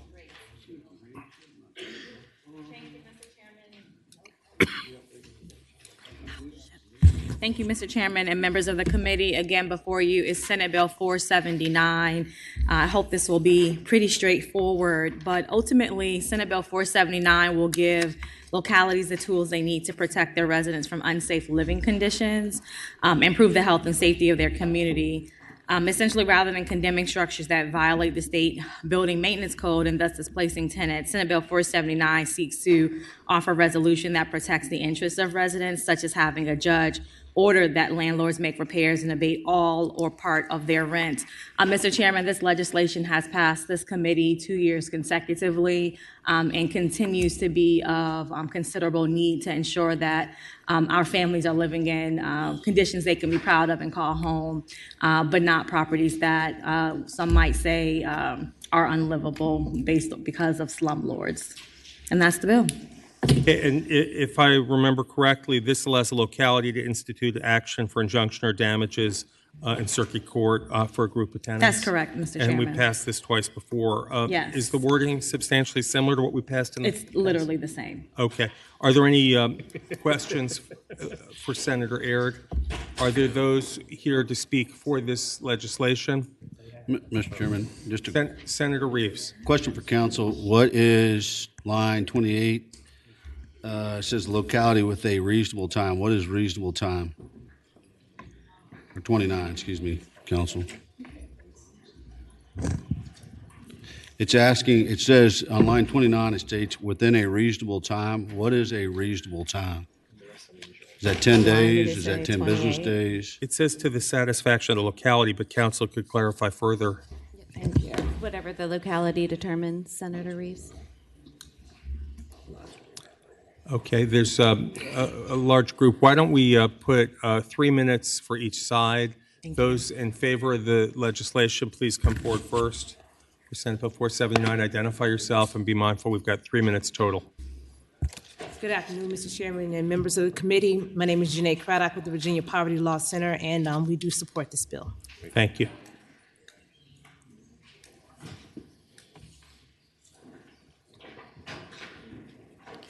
Buenas tardes, mi nombre es Claudia Arevalo, organizadora comunitaria con Nueva Mayoría de Virginia. Good afternoon, my name is Claudia Arevalo and I'm a community organizer with the New Virginia Majority. Estoy aquí para apoyar la ley porque esto daría poder colectivo I'm here to support the bill because this would give us collective power a los inquilinos que están teniendo problemas de reparaciones en sus apartamentos. for tenants that are having problems with the maintenance issues in their apartments. Y en su mayoría temen a ser desalojados al no tener una representación legal, temen represalias por parte del dueño. Gracias. And many tenants are actually scared of enforcing their right because they fear retaliation for suing without legal representation. Thank you. Thank you. Gracias. And my name is Gustavo Espinosa. I'm a community organizer with the Legal Aid Justice Center, and we see this as a big problem, and we think that this is a solution. We support this bill. Thank you. Thank you. Erin Corman with the Realtors. We also support the bill. Thank you. Laura Dodds with Housing Opportunities Made Equal, and we support the bill.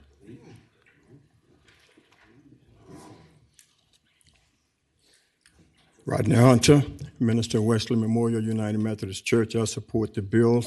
Many of my members have had rats, roaches, all kinds of insects, cracks in walls, water leaking, and they're afraid to report these incidents to the landlord. So we hope that you will do something to make sure that the tenants have a source of power to, as they are paying their rents, they should have the service. So thank you so much. Thank you. Bisma Ahmed with the Apartment and Office Building Association, Virginia Apartment Management Association. We also support the bill.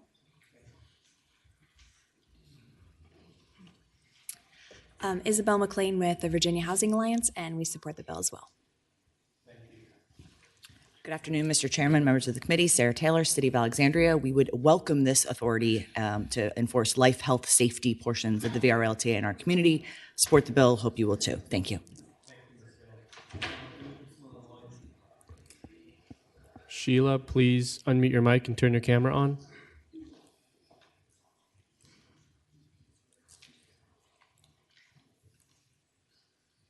Please proceed online. Thank you. Sheila Hurley-Hennessy with the Virginia Interfaith Center for Public Policy. We also support the bill for all the reasons mentioned. Thank you. Okay, are there any here today to oppose this legislation? If you could, please come forward. Okay. Motion to report. There's a motion to report in a second for SB 479. Unless there's comments, we'll open the electronic voting board.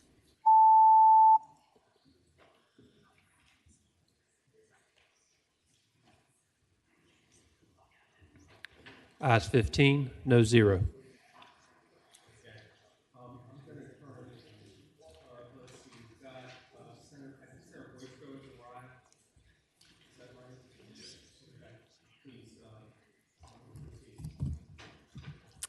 Thank you, Mr. Chairman and members of the committee. I've got two bills before you. I'd like to start with SB 405, which is a bill to amend the Code of Virginia by adding a section relating to the Landlord and Tenant Agreement Act. It's fee disclosure.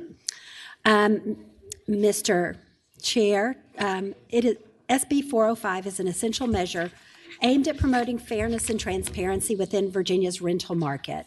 This bill mandates that any rents and fees must be clearly outlined at the beginning of the first page of the written rental agreement. Over the past several weeks, I have a sub I would like to offer, because I've been talking with a lot of people and we have come to an agreement with a sub. Okay, so there's been a substitute. Is there a motion to adopt the substitute? Okay, there's a motion, a second, to adopt this substitute. All in favor, please signify by saying aye.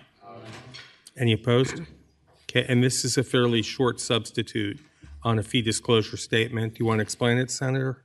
Yes, sir. It just proposes that it narrows the focus of the legislation just to say that there has to be on the first page, in bold 14-point type, a description of any rent and fees charged to the tenant in addition to the periodic rent. And immediately above the list of fees, the written rental agreement shall state, no fee shall be collected unless listed below.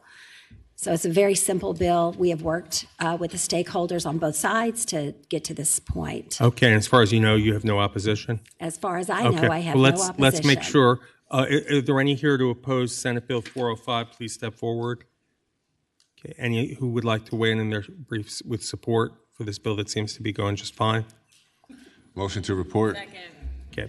There's a motion and second to report Senate Bill 405. Unless there's comments, we'll open up the electronic voting board.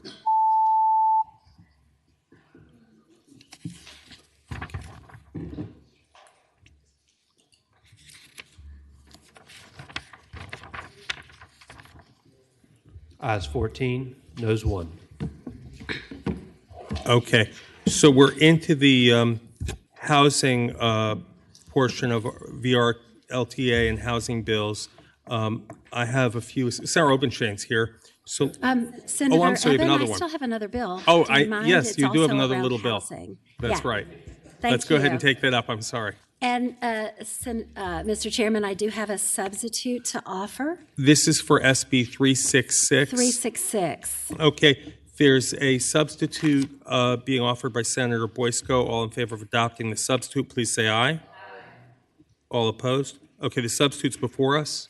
Thank you. The substitute allows localities to set an annual residential anti-rent gouging allowance between 7 and 16%. Additionally, this bill would not apply to new construction of residential rental buildings 15 or fewer years. The most significant change between my bill is now that this is a pilot, and it would provide authority to adopt a local rent limiting ordinance for any county within the population that is greater than 400,000 and has not adopted an optional form of county government. Rents, have been rising dramatically around the Commonwealth in recent years. Average rents in Virginia have increased more than 10% in 2022, more than double that over 20% in some localities. And anti-rent gouging protections protect tenants from extreme rent increases in affordability, reduces displacement and homelessness, while allowing landlords to reasonably return on investment. Rent stabilization has been shown to alleviate suffering and displacement caused by rising rent cost and is a pathway to prevent homelessness, promoting racial diversity within our neighborhoods. I have the support of the Legal Aid Justice Center, the Virginia New Majority, the Virginia Poverty Law Center, and other advocates who are on the front lines every single day helping these people find affordable housing and avoid eviction. I have advocates who are here to share their stories, and I am hoping that you will report this more narrowly focused pilot program that a locality wants very much. Thank you, Senator. So we have, I guess we'll have people who want to speak on this bill. So let's put the timer on 3 minutes for each side, starting with those in support of Senate Bill 366, this amended pilot program.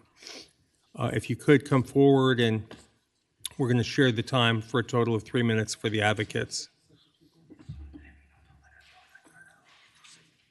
Welcome. Muy buenas tardes. Good afternoon. Mi nombre es María Córdoba. My name is Maria Cordova. Vengo de los apartamentos Brookside. I come from the Brookside Apartments. Llevo 14 años viviendo en esta área, I have 14 years living in this area. pero del el año 2022 a partir de esa fecha para ahorita el 2024 nos han dado demasiados aumentos de renta. So since from 2022 until 2024, they have given us way too many rent increases. Ahora yo quiero renovar mi contrato y a ley me están poniendo el pago de internet de $65 y no tengo cómo pagarlo. It's time for me to renew my lease, and by law, they're asking me to pay $65 for internet, and I don't have enough for that.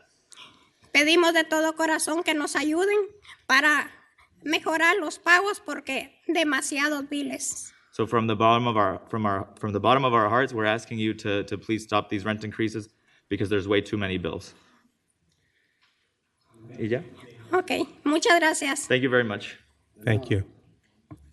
También como 30 segundos. Hola, buenas tardes. Mi nombre es Laura Valladares. Hello, good morning. My name is Laura Valladares. Vivo aquí en Richmond, Virginia. I live in Richmond, Virginia. Y yo como inquilina, pues en esta tarde quiero hablar sobre la renta. And as a tenant, I want to speak this afternoon about the rent. De que me preocupa mucho sobre la renta que está muy alta. I'm really worried about how high the rent is. Y la verdad que desde 2022 a esta fecha están muy altas la renta. From 2022 until 2024, the rent is too high. Me preocupa mucho sobre la comunidad en la que vivimos, que el dueño no tiene una sola tarifa. I'm really worried about the community that I live in, the fees that the landlord is charging. Y les pido por favor que los apoyen. And I ask you, please, that you support us. Muchas gracias. Thank you very much. Thank you for being here. Thank you, Mr. Chair and members of the committee. My name is Larissa Zaire with Legal Aid Justice Center, and we support SB 366. Just want to use a limited time to speak to a few of the concerns we've heard. These case studies show broad agreement that these policies are proven to do what they're intended to, which is provide substantial financial benefits and make it much less likely for our most vulnerable tenants to move, to be forced out of their homes. We support increased housing supply, but increased housing supply on its own will not repair the current housing system. These policies can work in tandem. We hear often that this will dissuade new construction. This policy exempts new construction. And this actually can incentivize improving conditions because it can allow an exemption for owners if their operating income does not cover rising costs. Thank you very much. Please support the bill. The remaining speakers could come forward and just be brief if you could. If you have something important to add, do that, but please identify yourself and state your support. Rodney Hunter, Minister, Wesley Memorial United Methodist Church, Richmond, Virginia Poverty Law Center Board. I support this bill. Thank you.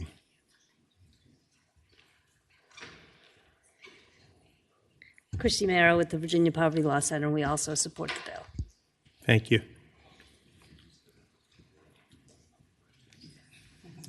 Jonathan Freeman, representing Loudoun County. We are in full support in Loudoun County. Our average rent is over $2,000 right now per apartment for a one bedroom. And so this is just a tool that we believe that will help us, with folks that are just terribly frightened when they have to come up for a lease renewal and are unsure what that increase will be. So, thank you. Thank you.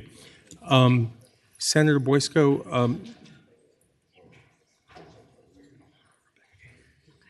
Sorry, just briefly. okay, we have the online speaker, please. Sheila Hurley with the Virginia Interfaith Center for Public Policy. We also support the bill. Thank you. Thank you. Senator Boysko, this would allow a county, or Loudoun County in particular, to limit rent increases to between 7 and 15% unless someone got special permission to increase the rent more. Is that right? Yes, sir. I understand it. It allows the locality to set an ordinance that would set a cap on it unless there were less than 14 or fewer units, I believe, and new construction 15 years or younger. And again, we had a conversation yesterday in another committee about concerns about people making it too expensive to. We were talking about rehabbing homes and changing our building standards, and the concern was that it was going to make things too expensive. This would help keep people in Loudoun and Fairfax and Prince William County because we'd be giving them the opportunity to keep the rates lower, which would not increase spill out into the more suburban and rural lands. And just to be clear, is this pilot limited to Loudoun or is it limited to Loudoun and others? It is limited to whichever form of government is 400,000 people or fewer and still does not have a county manager, I believe. So Maybe ask the council, I Joanne, believe there might be does one that other include anyone besides locality that Loudon? it could apply to. Mr. Chair, it's on lines 12 through 13. A county with a population greater than 400,000 that has not adopted an optional form of county government. By my understanding, that includes Loudoun and Prince William County. Loudon, Prince William. Thank you. Okay. Are there those who wanted to speak against? Let's give them the same amount of time. I believe that was 3 minutes, we said.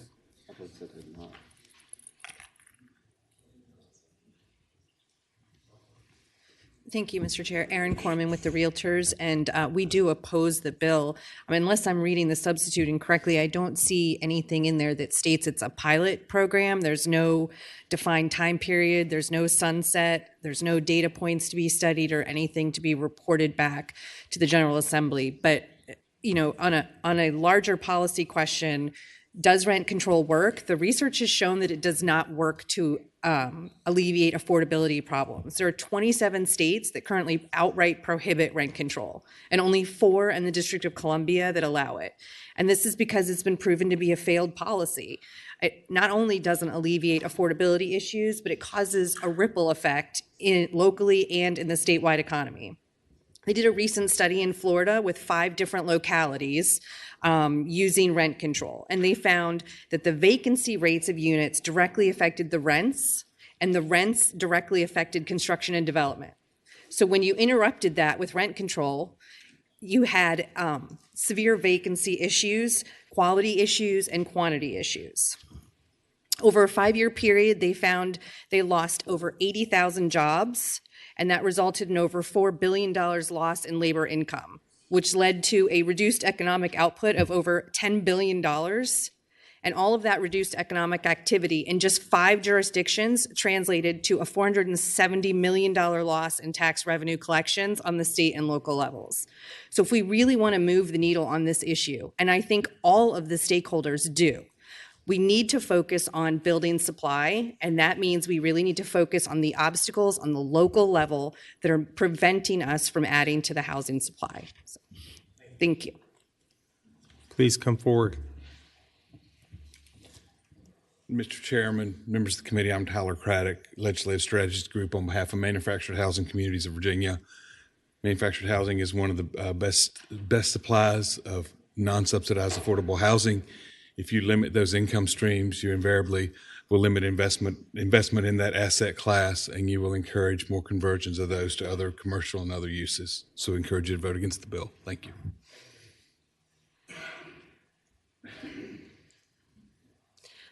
Mr. Chairman, members of the committee, Bisma Ahmed with the Apartment and Office Building Association and the Virginia Apartment Management Association.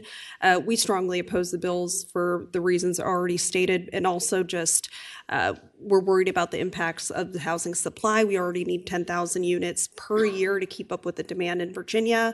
We want a strong push for rental assistance. We want a strong push for getting rid of barriers to construction, and I actually have a member with me today to speak. Hi, Mr. Chairman and members of the committee. My name is Alethea Parker. I'm a resident of New Kent County, and I'm the president of Artcraft Management. For 30 years, Artcraft Management has managed affordable housing from the Blue Ridge to the beach. I've lived in affordable housing. I've had housing instability. I am very passionate about affordable housing and making sure that we have enough. Rent control has not done that. It will significantly deter investment, and it exacerbates our housing supply. Housing cannot be more affordable until housing becomes more available. We need more affordable housing. New studies have shown that rent control actually benefits wealthy renters. They stay in those apartments while their income goes up. It does not impact new residents trying to come in. Rent control offers help to current residents at the expense of future residents. So this is not a long-term solution, and we do feel very strongly that we all have to work together to find the right solution. Thank you. Thank you. We've exhausted the time, but I want you to come forward and state your opposition, and if you have something compelling and really pithy, brief. Yes, sir. Mr. Chairman, members of the committee, Zach Lemaster with Gentry Lock here on behalf of the Northern Virginia Apartment Association, and we oppose the bill. Mr. Chairman, Andrew Clark with the Home Builders Association of Virginia. I'll just say to the point of increasing supply, Senator Locke, the legislation you passed a couple of years ago to create a state tax credit program has already put units on the ground. Localities have tools to incentivize and bring market rate developers to put affordable long-term units onto the ground. And I think programs like this are an incredibly complex way to fix an issue that really is, I think, better addressed at the local and state level. Thank you. Thank you. Mr. Grumbine. Thank you, Mr. Chair. Randy Grumbine, representing the Virginia Manufactured and Modular Housing Association. We're sympathetic to the issue, but we also oppose this initiative. And I believe there's one more speaker online. Yes, Mr. Chairman. Tony Howard, please unmute your mic and turn your camera on.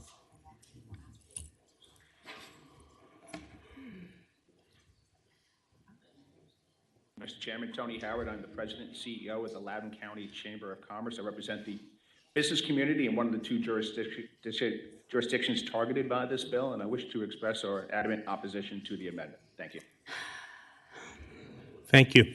Okay, members of the committee, the bill is before us for discussion or motions. Move to report the substitute. Okay, there's a motion. And is there a second? What? Go to finance. And we need to go to finance. Okay, there was a second? Okay. So we will vote on whether to report SB 366 and send to finance. Is there someone had a question? No? Okay.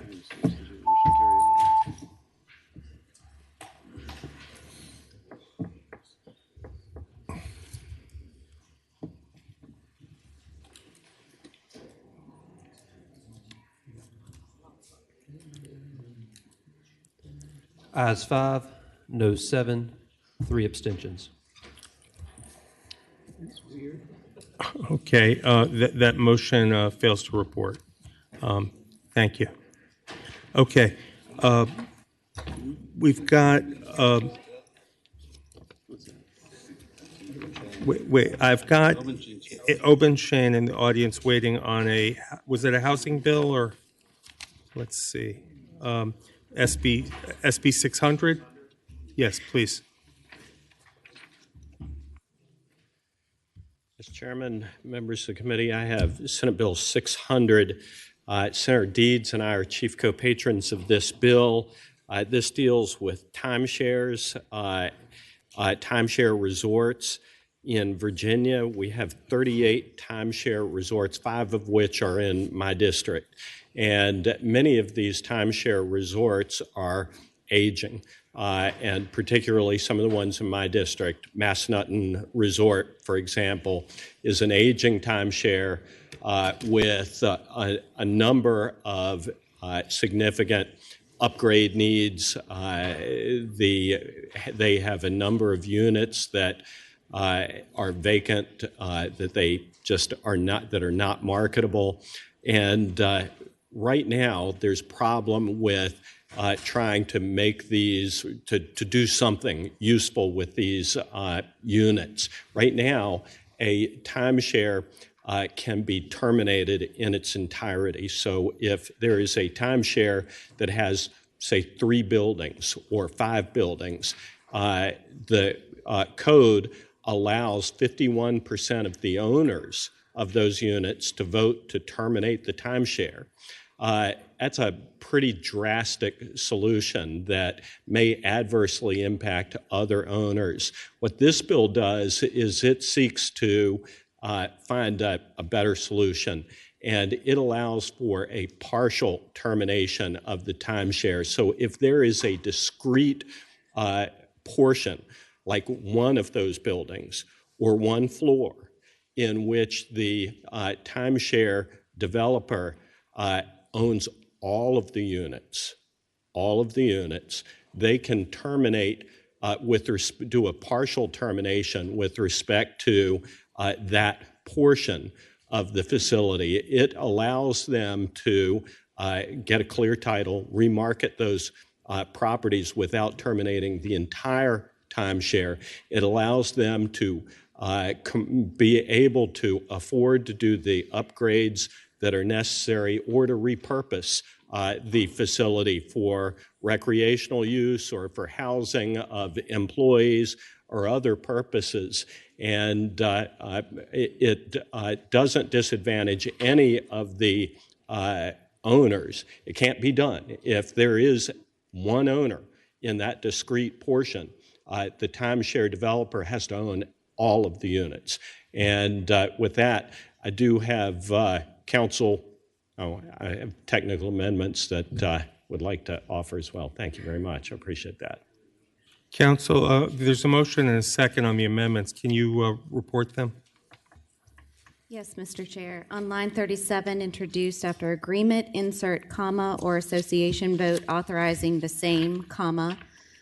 The second one on line 62, introduced after F, strike the stricken language and insert liens on the timeshares shall accordingly encumber the respective interests, semicolon, and in this instance.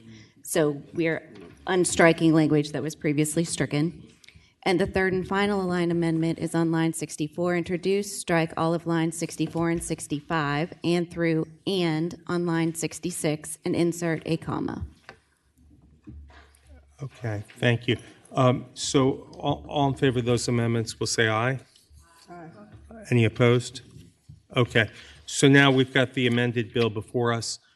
Senator, did you have more to say, or do you have I would also point out that if there are any residents who feel that they've been damaged by this, there is a provision in there that gives them legal recourse to file an action seeking damages for whatever the damage might be.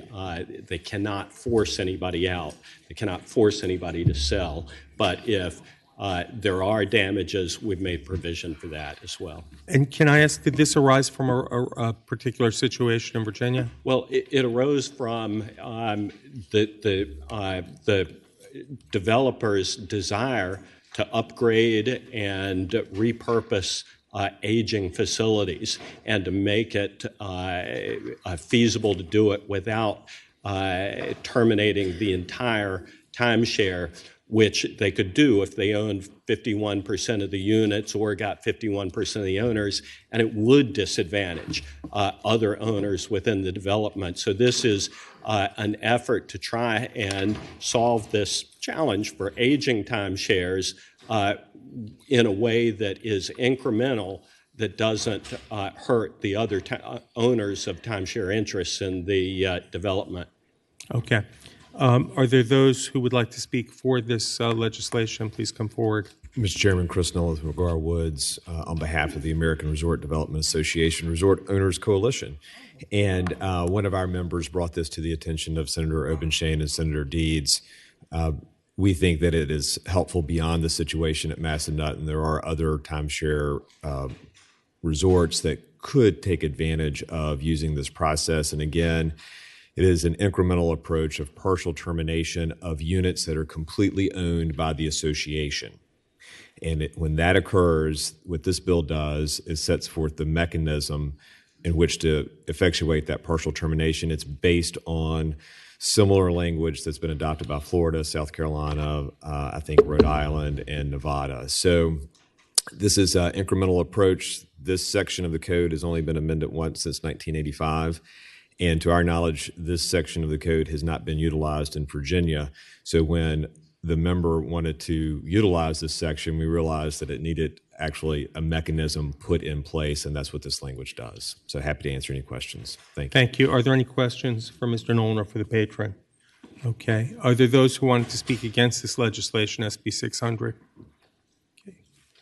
Are there motions? There's a motion to report and a second. We'll vote on the electronic voting board.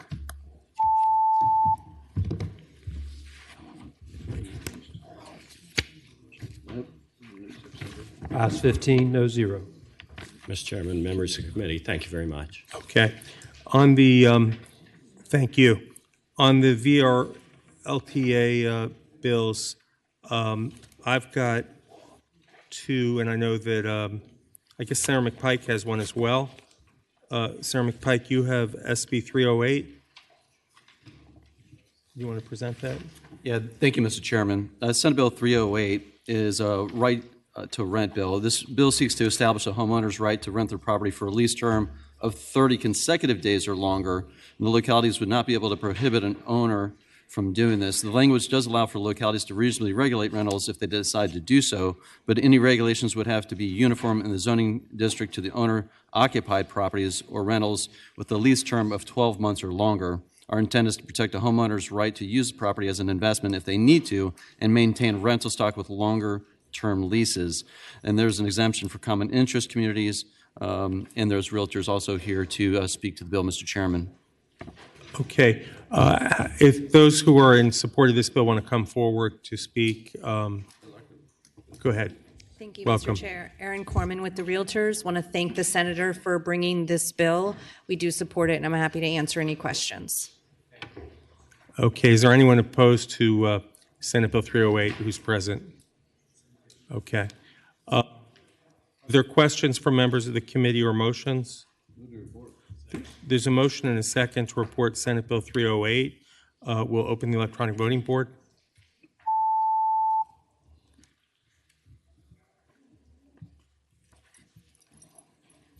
Ayes 15, no zero. Okay, and continue with our housing part of the docket. I'm going to ask that my bill, SB 596, be carried over for the year. Is there a motion to do that? So moved. Okay, there's a motion and a second. All in favor of carrying over SB 596 will say aye. Aye. Any opposed? Oh, this was recorded. It's a recorded vote. Okay. Thank you. Okay, I've got two more. I'm going to turn the gavel over to Senator McPike for those. First is 422. There's a line amendment. If the clerk could report that, or the council could report that. Yes, Mr. Chair, on line 38, introduced after due, strike, comma, regardless of the, insert unless the landlord offers an alternative. And on line 38, introduced after payment, insert that does not include additional fees. Is there a motion on the amendments? There's a motion and a second on amendments. All in favor say aye. Aye. Those opposed, the amendments are adopted. Senator Eben. Thank you, Mr. Chair. Those are clarifying in nature. What this bill does is it protects renters from having to pay the most commonly charged junk fees by making any lease provision unlawful and unenforceable that charges extra fees for maintenance requests of property the landlord owns or appliances, that sort of thing, or for online rental payments. With the clarification, we said that the landlord couldn't charge a fee for paying rent unless they offer a payment method that does not include additional fees. It's a pretty simple bill. There's some folks here, I think, who wanted to speak in support or indicate their support. All right. Those in opposition to Senate Bill 422? Move to report. Is one in opposition online or one in support? Sorry, in support. All right, we'll go ahead and start with briefly on support, just 1 minute, online first and then in person. No. Go ahead. Center for Public Policy, we support this bill. Thank you. Perfect. Next up. Good afternoon, Janae Craddock with the Virginia Poverty Law Center, and we support this bill.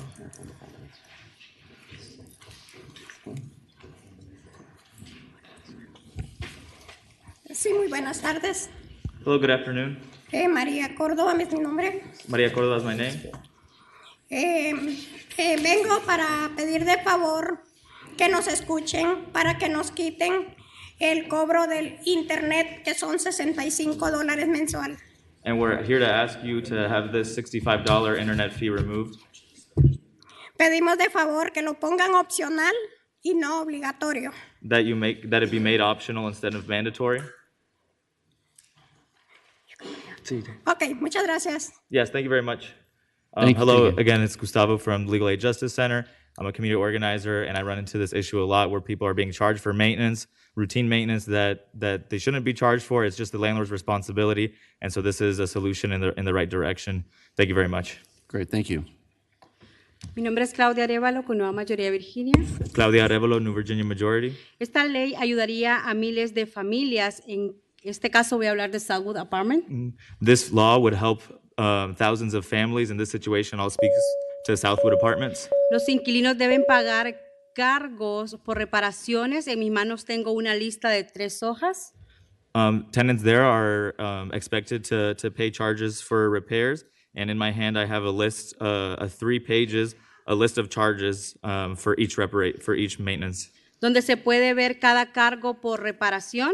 Where you can see how much they're charging for each maintenance act. Esto significa un cargo más aparte de la renta, lo cual no tiene un porcentaje estándar cada año. And this means that there is an additional charge on top of the rent that is not a standard percentage. Me encantaría ver que ustedes puedan ver que esto ocurre y es real, y aquí están las copias. I would love for you all to see that this is a real problem, that it's really happening, and here are the copies, if you'd like to see them. Thank you. Que este senador los quiere. All right, thank you very much. Is there, the bills before the committee, is there a motion? Motion to report. I just have one question. Senator Rouse? Does this apply to those who are living in government assisted housing as well? Senator Eben. I don't think it specifies that it doesn't. It says that I would ask counsel. I don't think it accepts anyone from any rental housing in general, tenants and yeah. So it doesn't prohibit. So they'd be covered as well from a fee to pay their rent or from a fee for maintenance of. Maintenance on the unit. Thank you. I just want to thank Senator Eben for bringing this bill forward as well, and I'll renew my motion to report with amendments. And Mr. Chair, just Senator Head. Just a clarifying question here, because I think this is a good move, but just this does not apply. The repair does not apply to malicious damage or anything like that, right? It's just it is just regular. Normal wear and tear that would need repair and those sorts of things that should be a normal part of being a landlord that you should be taking care of. It's not really clarified here. I just want to make sure that that's the case. That's not Senator Eben. Yeah, that's not the intent, and I would say that wouldn't allow anyone to receive their security deposit back if they caused particular damages. All right, there's a motion and a second to report Senate Bill 422. Clerk, go ahead and open the roll.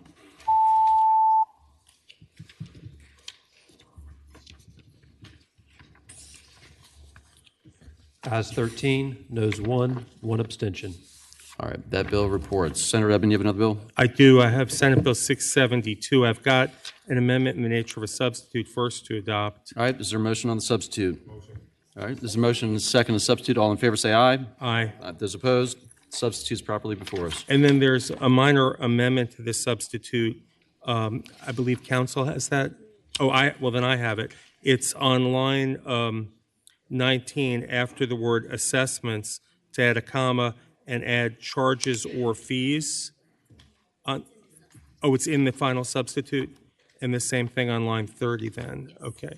Okay, I'm sorry, it's been incorporated in the sub. Right. So council's ahead of the game. Thank Got you. it all set for you. This bill would clarify that a homeowners association has the authority to collect and use fees for services that are provided by the homeowners association, removing confusion caused by the recent Virginia Court of Appeals decision, Burkholder versus Palisades Park Homeowners Association.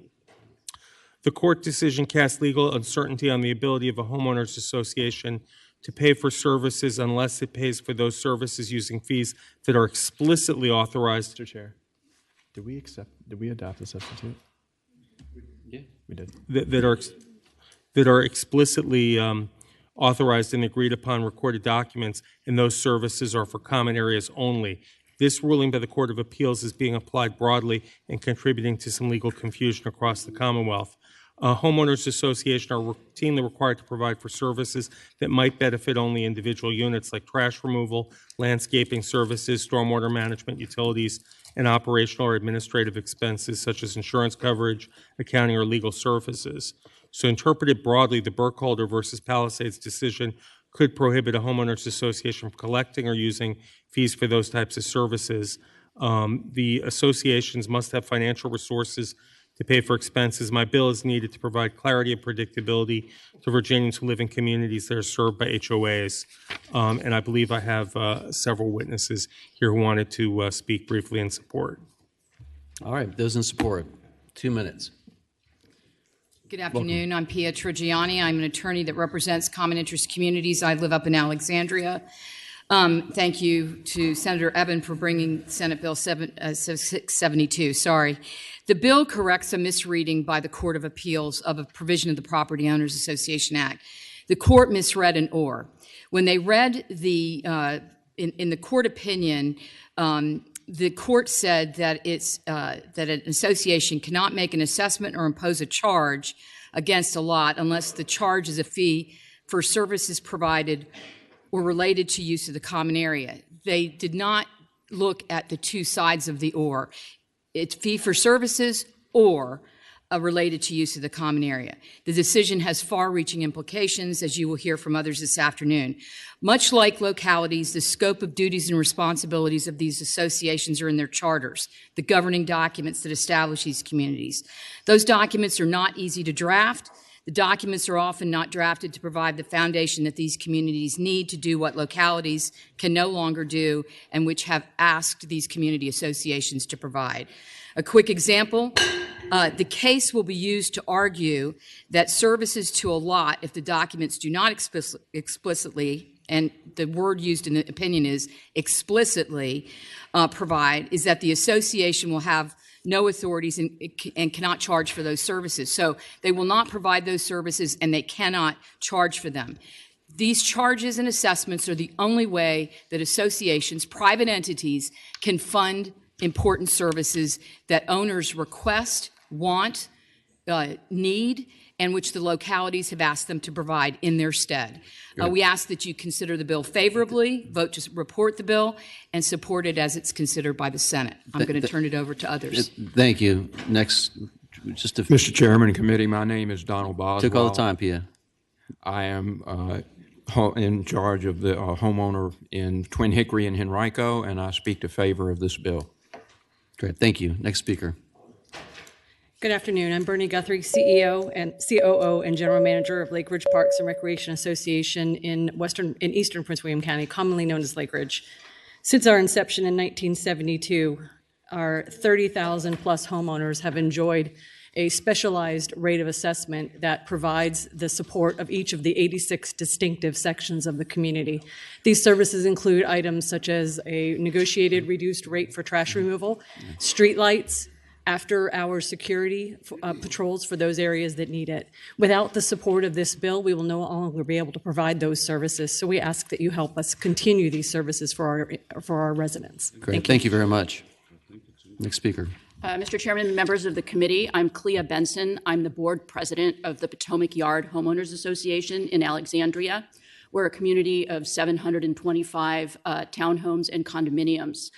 The Burkholder decision is already causing adverse unintended consequences to our homeowners association. Our governing documents are incredibly complex, not always clear. Now, we have two litigious individuals in our community who are using the Palisades decision to claim that we cannot maintain our landscaping, our irrigation, that we can't shovel snow on sidewalks, that we can't replace light bulbs, we can't repaint our cluster mailboxes. They're even claiming that we can't use our funds to pay for services that the city of Alexandria is requiring us to pay for, such as the city's transportation management program. Our legal bills have quintupled because of these individuals. Last year, one of them filed three small claims court cases, which he's now withdrawn because he says he's going to take it to a higher court. We've had to raise assessments to meet these legal bills, and our homeowners are distraught. Nobody in the community wants this. Thank you so much. SB 672 would fix this problem. Thank you very much. Thank you so much for joining today. We have a long docket, so appreciate brevity. Hi, my name's Dave Coyle. I'm the general manager of Cascades Community Association that is in Loudoun and Fairfax counties. We have about 6,600 homes, 18,000 residents, and I ask that you support this bill. Thank you. Great, thank you. Next speaker. Good afternoon. My name is Keith Elliott. I'm the general manager at Belmont Community Association in Ashburn. It's 2,157 homes, and we provide a lot of services. One is a gated community, and the gate has a guard.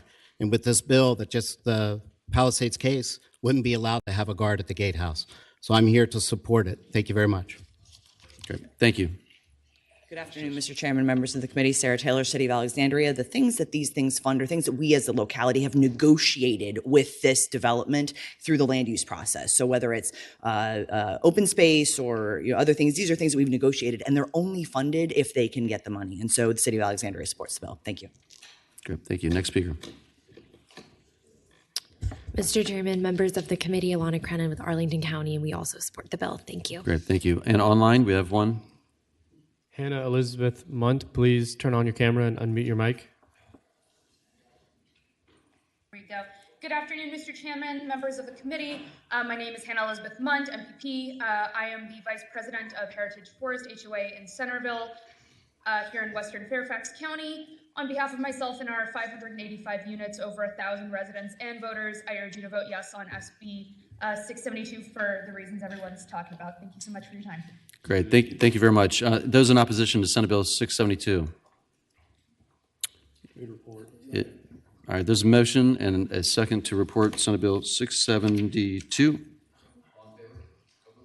Open a roll.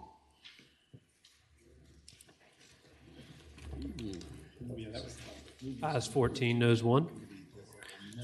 That bill reports.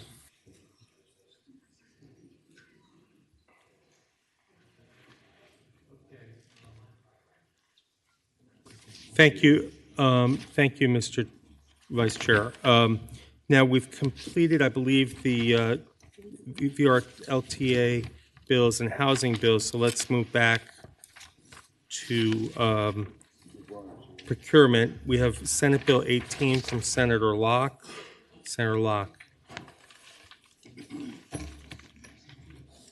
Thank you, Mr. Chairman. And can I do it from here? Yes. Thank you, Mr. Chairman, and members of the committee.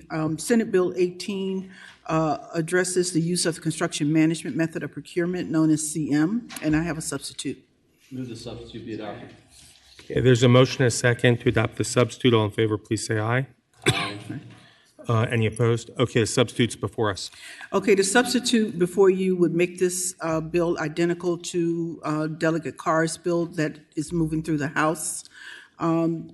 The recommendations of this bill came directly from the Virginia Public Body Work Group, and those recommendations are as follows. A policy statement in code confirming that competitive sealed bidding is the default method of procurement. All CM projects in higher ed must first gain approval from DGS to use the CM or design build method of procurement. There is also an appeals process for higher ed. It prohibits all state and local entities from listing previous construction management experience to be used as criteria in the pre-qualifications or award process. For CM projects at the local level, all localities must have a public hearing if an alternative method of procurement is to be used before RFP issuance to allow the public to comment. And 5, require documents related to the CM process, award, and review to be posted publicly.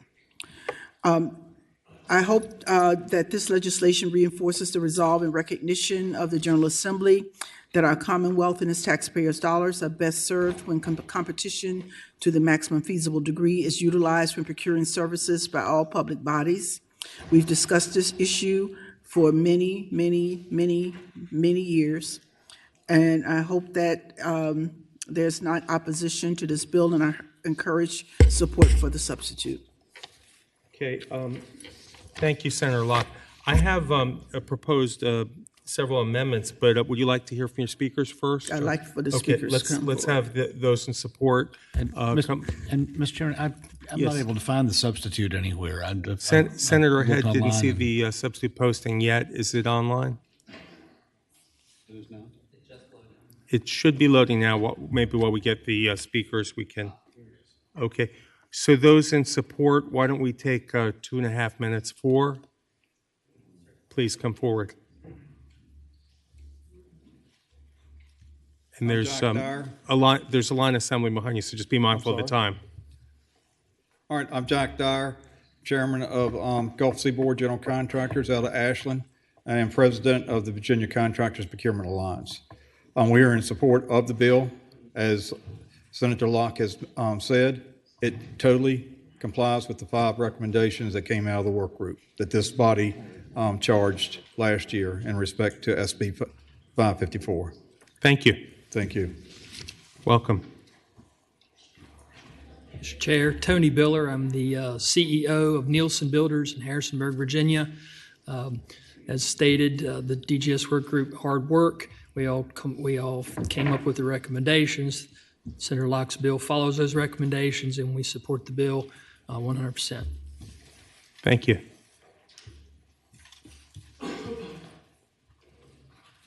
Good afternoon, Mr. Chairman, members of the committee. I'm Brandon Spencer, Executive Vice President of Kimbridge Construction. We're in full support of this bill, and we'd like to thank y'all for all the work on this bill over the years. Thank you. Thank you.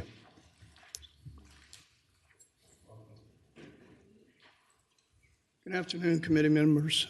My name is L.J. Swain. I'm the president of Daniel and Company. We're a general contractor based here in Richmond, and we're here in support of the bill. Thank you.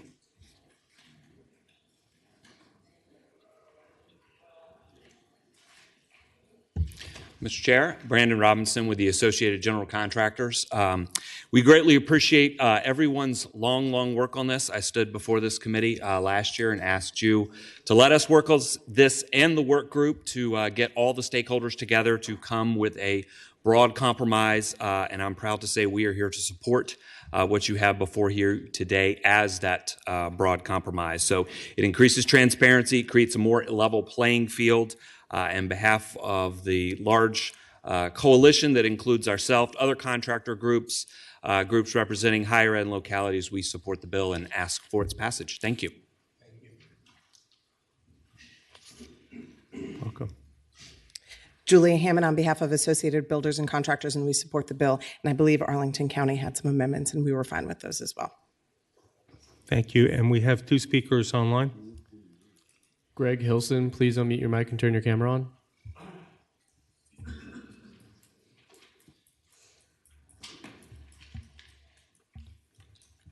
Greg Hilson, please unmute your mic and turn your camera on.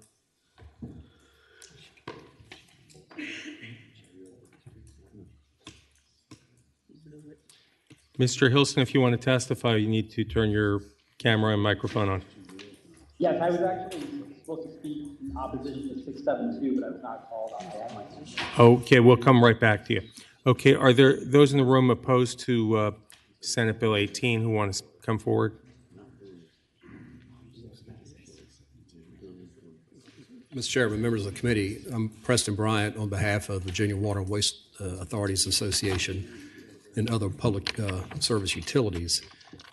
Is it my understanding that there may be additional amendments adopted to this bill, or, okay. We do have concerns about any bill that seems to prohibit or diminish a utility's ability to consider at the pre-qualification stage a contractor's prior work experience or lack thereof with CM, construction management, or design build. For example, with the PFAS regulations coming down, we expect at wastewater and water treatment plants hundreds of millions or billions of dollars worth of highly complex technical projects to be undertaken. Alexandria is doing a $600 million CSO project, highly technical, highly complex. City of Richmond is about, I'm not speaking for the City of Richmond is about to undertake a $500 million or $1 billion CSO project. And if I understand the substitute as written, they're not allowed to consider in the pre-qualification stage anybody's experience, prior relevant work experience with CM or DB. And that is unfathomable that you can't, on a $1 billion project, consider someone's prior work experience in this area with construction management or design build. So we would oppose the bill as written. Thank you. So Mr. Chairman, quick question. Senator McPike. So the substitute as written, I believe, states that you can consider experience, but not the delivery method. And so the delivery method, just to clarify, is that experience is actually important to you because you want to know that a team has actually worked together and how they function as a team member using sophisticated systems, BIM, all the other design features. Is that right? Yes. So these collaborative alternative delivery projects are where the engineer and the contractor work together from the very beginning, in the very early stage, on the design and eventually on the execution of the project. These are highly complex, highly specialized, highly sophisticated projects.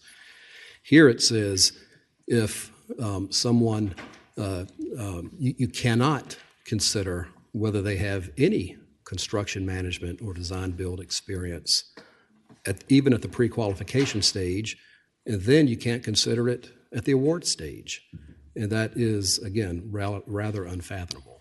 Follow up, Mr. Chairman. Senator McPike. Yeah, I appreciate it. It's essentially the equivalent of hiring a surgeon that's never done heart surgery before, but because they're a surgeon, that's right. That's the experience, that's independent of what their actual skill set of that method is. Okay, thank you.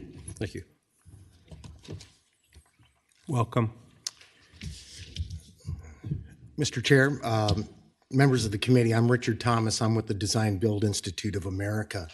We were not part of the working group that came up with these recommendations, and so we really feel our concerns have been left aside.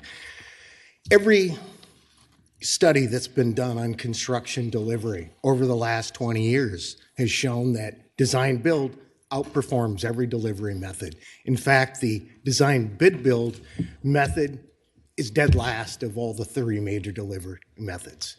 It really, if we pass this bill as accepted, we're really going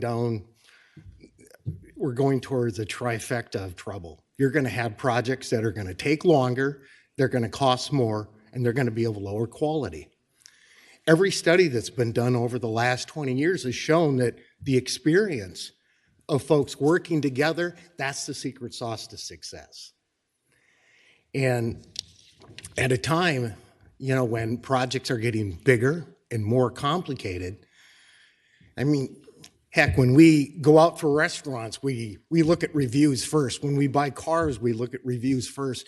Why would we spend billions of dollars or millions of dollars on projects and we wouldn't even consider experience? So I'd be curious to see what the substitute language is, if there are any, but the bill in its present form, we can't support it. If you look around the state too, design build has been the workhorse. The Maritime Museum in Newport News, design build. Most of the schools that have been built in Northern Virginia over the last 10 years, it's been design build. Most of the major highway projects that we're doing in the state are design build. In the 10 years that this bill has come up, not one person, not one, has said anything negative about design build. Yet design build gets lumped into this. Okay, thank you for your comments. Okay, so there was one speaker online. Are you there to testify against SB 18, sir?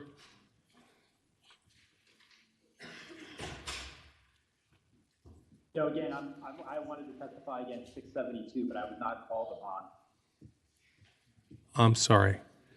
And another resident was also trying to speak in opposition, and she wasn't called upon either.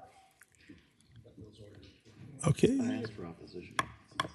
I'm sorry, we asked for opposition at that time. Okay, so before it's now open to committee members. I wanted to propose some amendments to this bill. The first three amendments are this.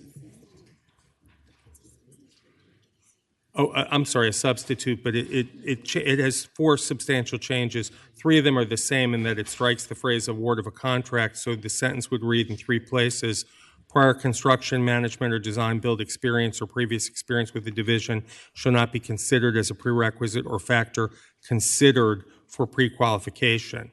So it would be able to be considered for award of a contract, but not for pre-qualification. Mr. Chairman. Yes, Senator Rome. Thank you, Mr. Chairman. Mr. Chairman, which line are you amending on that part? I'm trying, and is it drawn to the substitute? There's a second substitute posted online. It's on line 154. 153, 154, and 155. It's online, but it's here. This is to your substitute to have pre-qualification instead of award of a contract. If you refresh, there should be 2 showing up.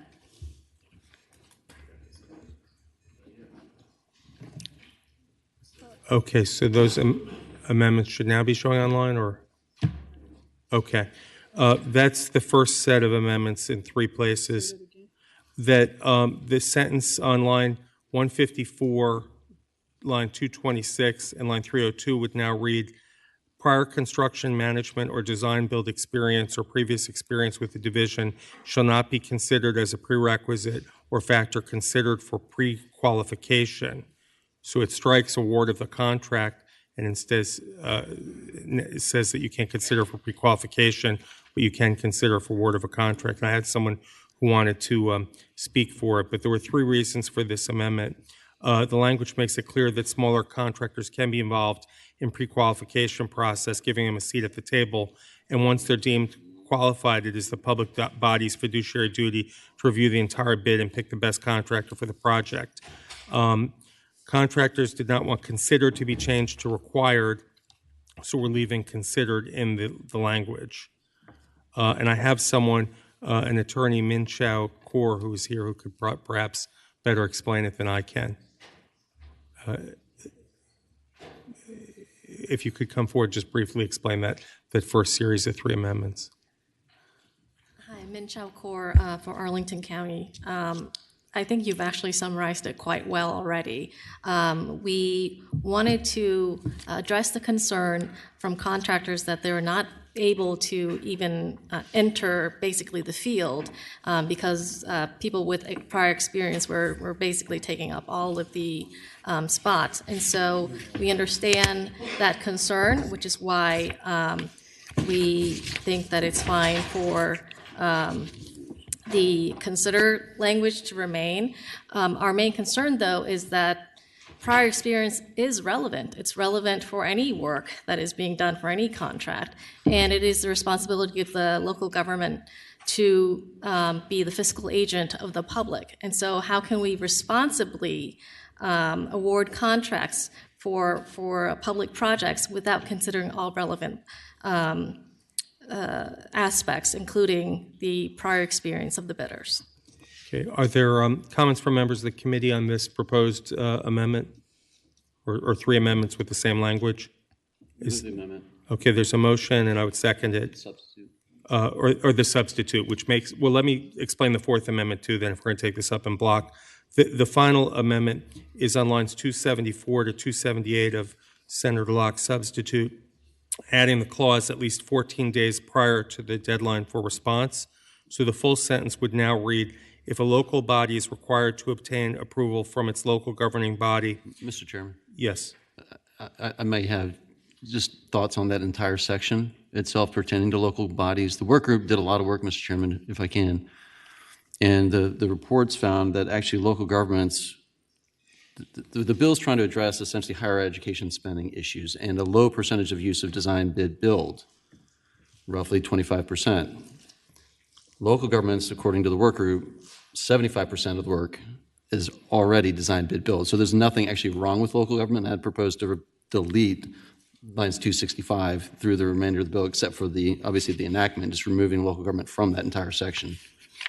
I don't agree with that. And that would take care of your issues at the same time, Mr. Chairman. Because there is no issue right now in local government. It's working well. Well, Senator Locke wanted to comment, or? We can continue to discuss it as it moves forward, but I'm not going to do this on the spot. Okay. So do you want me to explain that 4th amendment? Yes. Okay. So it reads in full, a full sentence would now read, we're adding a clause at least 14 days prior to the deadline for response. So the full sentence would read, if a local public body is required to obtain approval from its local governing body to enter into a contract for construction using construction management or design build, then the local governing body shall adopt a resolution or motion on a per-project basis in a public forum to that effect at least 14 days prior to the deadline for response to a request for qualification. And there are 4 reasons for this amendment. One is requiring the public body to pass a motion or resolution prior to the issuance of the RFQ would cause unnecessary delay with little benefit. So the public forum requirement remains, so the notification of locality's decision to use construction management or design build still exists at a more meaningful time in the process. And this language would tie the board action to the deadline for RFQ responses to allow the locality to do the work necessary to get the process started. Finally, this language also benefits potential bidders because they would be notified of a project scope that has been developed enough for them to review. And that's the totality of my substitute or proposed amendments to the amendment nature substitute that we're working from. I'll accept that amendment. Okay, so then I would move, and I guess Senator Locke seconds, this series of amendments to the SB 18 in nature, amendment in the nature of a substitute. And unless there's further discussion, all in favor would signify by saying aye. Aye. Any opposed? Okay, so now the bill is before us. Senator Locke, did you want to sum up? Mr. Chairman. Senator, there's a motion report. Senator McPike? Yeah. So I did have a question for Mr. Banka. I have a question for Mr. Banka. No, you've been involved in these. I have a question specifically for you. It was represented that this body of work is the work group, is the product of the work group, and yes, there are some components. Was deferring decisions to six-pack a part of that recommendation? So none of the appeals process was part of what was discussed. However, Higher Ed and the other folks involved asked us, the contractors, the proponents, for an appeals process. So we offered that as a compromise. And so in the last meeting in appropriations, the six-pack was added. Let's be clear, for only under $65 million projects. Above $65 million, the schools can then go to their own Board of Visitors and approve, which is probably going to be a rubber stamp. So we asked for a real third-party entity to look at it. So that's why we did that. Mr. Chairman, thank you, Mr. Banker. Just speaking to that section, because this is one of my red flags, is during those discussions is frankly referred to as sort of lobbying and being able to have access, and we just don't do that in the Virginia Public Procurement Act. And I just have a fundamental problem where we have political appointees essentially as someone you can go to run interference depending on what you like about the job or you don't. And we have never done that in the Virginia Public Procurement Act. We don't do it. And that's my biggest red flag and my biggest heartburn about this bill. We don't do that. And so the Board of Visitors are appointees as well. Okay, Senator and you're McPike. introducing that as well. Thank you. This is not a debate.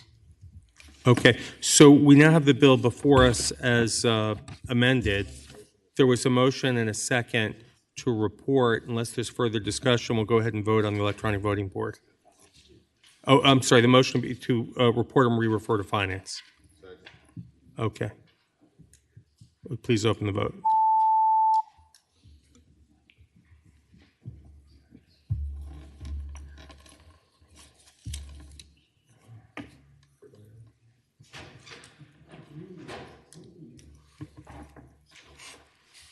Ayes 13, noes 1, 1 abstention. Okay, that bill reports. Then I guess, Senator McPike, we would find 249, I guess, out of order. So we've completed the procurement and the housing portions of the docket. We move on to the technology bills. We're starting with Senator Reeves on SB 164. Mr. Chair. Senator McPike.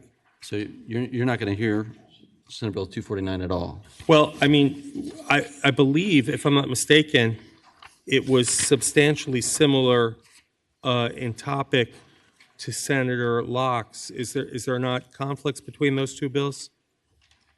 Or am I missing something? Disregard, Mr. Chair. Okay. Typically, we hear bills. Thank you. Okay. We're now on technology bills. So Senator Reeves, you've got Senate Bill 164.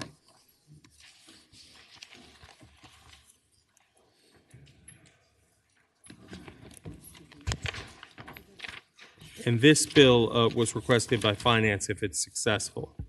Got it, Mr. Chairman. Thank you. I think we have to get the amendment nature of substitute properly before the committee, so I would move that. Okay, there's a motion and a second to adopt the amendment in nature of a substitute for Senate Bill 164. All in favor, please signify by saying aye. Aye. Any opposed? Okay, that's adopted.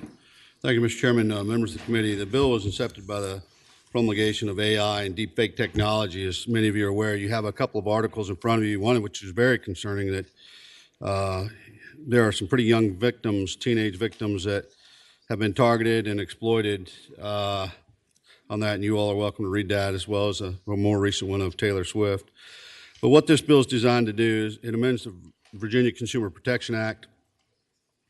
If you're not familiar with what deepfake technology is, essentially it takes photos, audio, and video of sample of individuals and uses AI or algorithms to map it into someone else's face, voice, and et cetera. This stuff is pretty realistic. It's pretty hard to tell what is real and not real. And the technology can be used in helpful ways too, but it can also be abused. And that's what I'm trying to address today. I've shown you the two examples. There's actually stuff out that's deep fake pornography that people have been tagged with. Like I said, the other is a minor, a high schooler in New Jersey who suffered the same fate. Members of the committee, beyond that, this bill will establish freely assignable and licensable property rights for all Virginians in their use of their name, voice, image, and likeness. And we've done that specifically for athletes recently, but this bill is kind of a genesis from some friends of mine from Nashville. They had an act that they had challenges with. You might have heard about some of the things between Drake and The Weeknd, and they did a AI of those two, and they're singing, and then more recently, I think it was Adele, her voice was synthesized and copied into somebody who had written a song and put her voice over it. So what this does is it allows Virginians to be freely assignable and licensed property rights for their name, voice, image, or likeness. The rights extend 10 years after their death to the individual's heirs, executors, assignees, or who they designate, but they terminate 2 years should they not exercise the rights. So in other words, if I died and I extend those rights to my family for 10 years, whoever tried to use my likeness would have to go through my estate. If not, 2 years after that, they'll not be able to do that. That provides a civil cause of action should an individual's likeness be used for advertising, production, promotion, solicitation of donations, et cetera, without their consent, heirs, executors' consent, or parents' consent in case of a minor. It provides civil cause of action should the individual's likeness be distributed without their knowledge or their parents or guardian. It provides civil cause of action should someone make an algorithm, which we'd consider AI, or software intended to copy the likeness of an individual without their parents or their heirs or executors' consent. The bill would further allow entities who have a contractual agreement surrounding an individual's likeness to take civil action on the individual's behalf. And if I wanted to, pretty famous, and I wanted to sell that right to someone, they would be able to use it. Property utilized to commercial use of an individual's likeness without their consent shall be forfeit to the state, their computers. So if you have somebody that's out there, hopefully, we take those folks that are making the stuff that's creating deep fake and pornography and those things, but also if they're using it for financial gain, they can seize those computers. There's an exception in this bill, though, for newscasters, those involved in public affairs, public broadcasters, to the extent protected under the First Amendment. There's also an exception to carve out for owners, employees of advertising, news, and other media agencies should they not reasonably be aware of an unauthorized use. I've also provided the committee staff with a letter of support from the Recording Industry Association of America from Nashville, and I have more letters than that. And ladies and gentlemen, that's the bill. It's modeled after Tennessee's bill. They used to call it the Elvis Act. And this kind of takes that and applies it to Virginia codes. Barring any questions, Mr. Chair, that's my Thank you, Senator. report. I do have some questions, but I thought I passed a bill about 3 years ago that barred the use of deepfakes using pornography in Virginia, that we already have that in the code. But I'd gotten some concerns from Net Choice and the Computer and Communications Industry Association, but maybe they can speak for themselves if they're represented here. Are there those in the room who wanted to speak against the bill? Please come forward.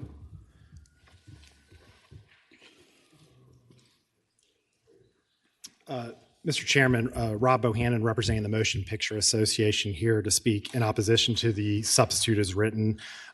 Like Senator Reeves, Motion Picture Association agrees about protecting the rights of artists, actors, recording artists against harmful uses of AI-generated technology of their images and voices. Actors clearly are what make motion pictures popular and make them marketable and keep people going to the movies. But this bill actually goes a lot further. The goals of preventing the pornographic stuff and some of the incidents that Senator Reeves mentioned, we get that. But this bill, as written, would have a chilling effect on First Amendment protected speech, expressive works like films, movies, TV shows. It's a right of publicity statute, which those are generally meant to protect against people using a celebrity's image or likeness for profit, like putting a celebrity's image on a coffee mug and marketing your business. That would be prohibited. But they usually have exceptions for expressive works like films and TV and books. So think of like the best example is Forrest Gump, right? You've got President Kennedy, President Nixon, President Johnson in that movie. They are characters, real life characters, but they're in a fictional story. That would be a First Amendment protected work that's widely understood. Most of the states that have these kind of statutes have those protections in it. The rights in this bill aren't just related to commercial uses. It would actually create liability for an individual that publishes, performs, transmits, or makes available a photograph or likeness without consent. The limited exceptions in the bill that Senator Reeves mentioned, news, public affairs, and sports, don't cover the vast array of other First Amendment protected speech that case law has proven over the last several decades.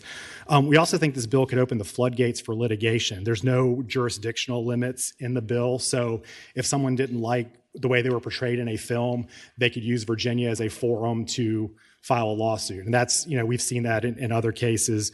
Louisiana passed a statute on this type of issue, and they limited it to Louisiana residents, making that very, very specific there.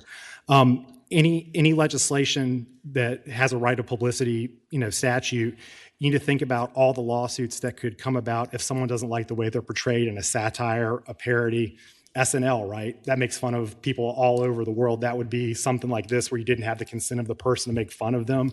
You could be liable under this statute the way it's written. So we do understand that this is based off the Elvis Act in Tennessee, and doing some research on that, they are touting that as a first of its kind AI related right of publicity statute. So it's out on front on the issue. I know our clients got an issue with that legislation that's moving forward in Tennessee. But if we're going to protect individuals' rights, we also need to make sure we don't hamper the creative industries and create a bunch of lawsuit opportunities against First Amendment protected speech. Thank you. Thank you. Before I turn to Delegate Rome, we've got two other speakers online, I believe, in opposition. Is that right?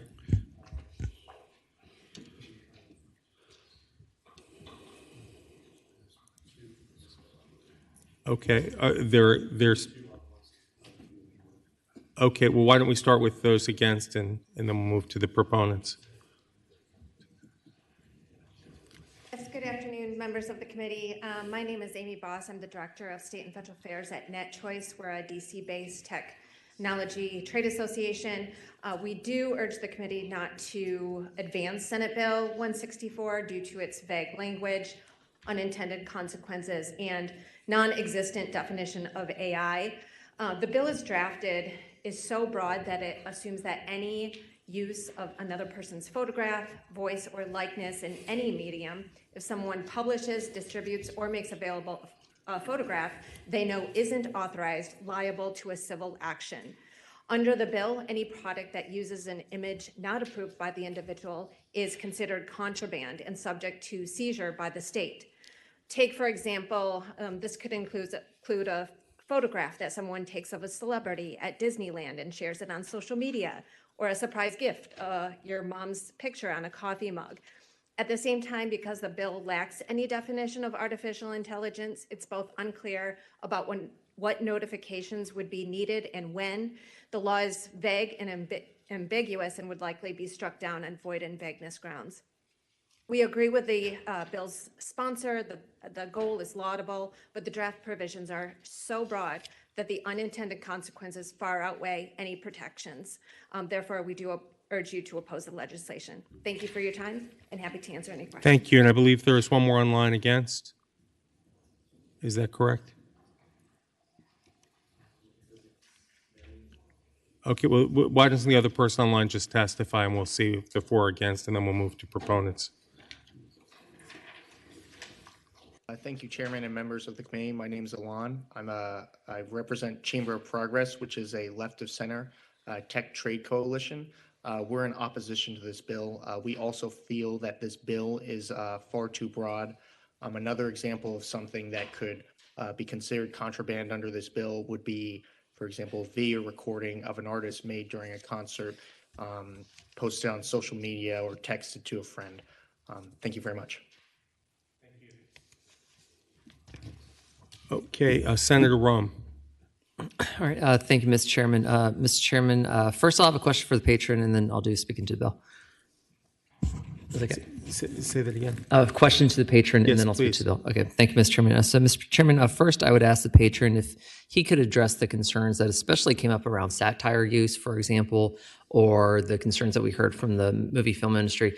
What I'm particularly interested in here is if you've got I see what in section H, for example, what is, what's specifically mentioned here, but in terms of film, in terms of satire, in terms of wherever else, where's the line that this bill draws in terms of addressing their concerns as written versus what we think we still need to do in order to further handle those concerns?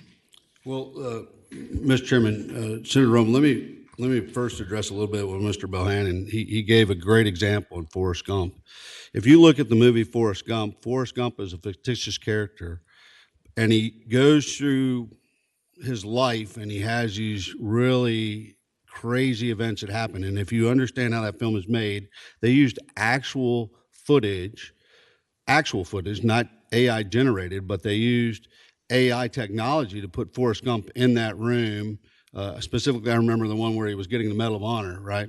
And so, but you also have to understand the bill says once that person has been dead over 10 years, really it's 2 years if I don't take that example, which Lyndon B. Johnson has been dead over 10 years, right? And his estate didn't say anything and they didn't get it, then it's out for public use. And so I would like to rebut that. On to your question, we're doing nothing now. We have nothing in place, zero.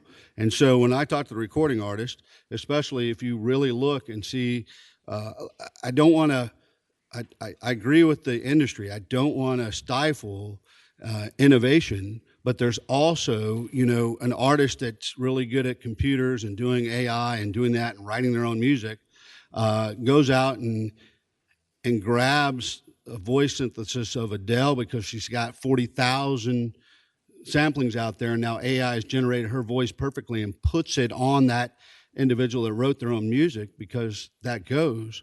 Where is their property rights? Where that is my concern here.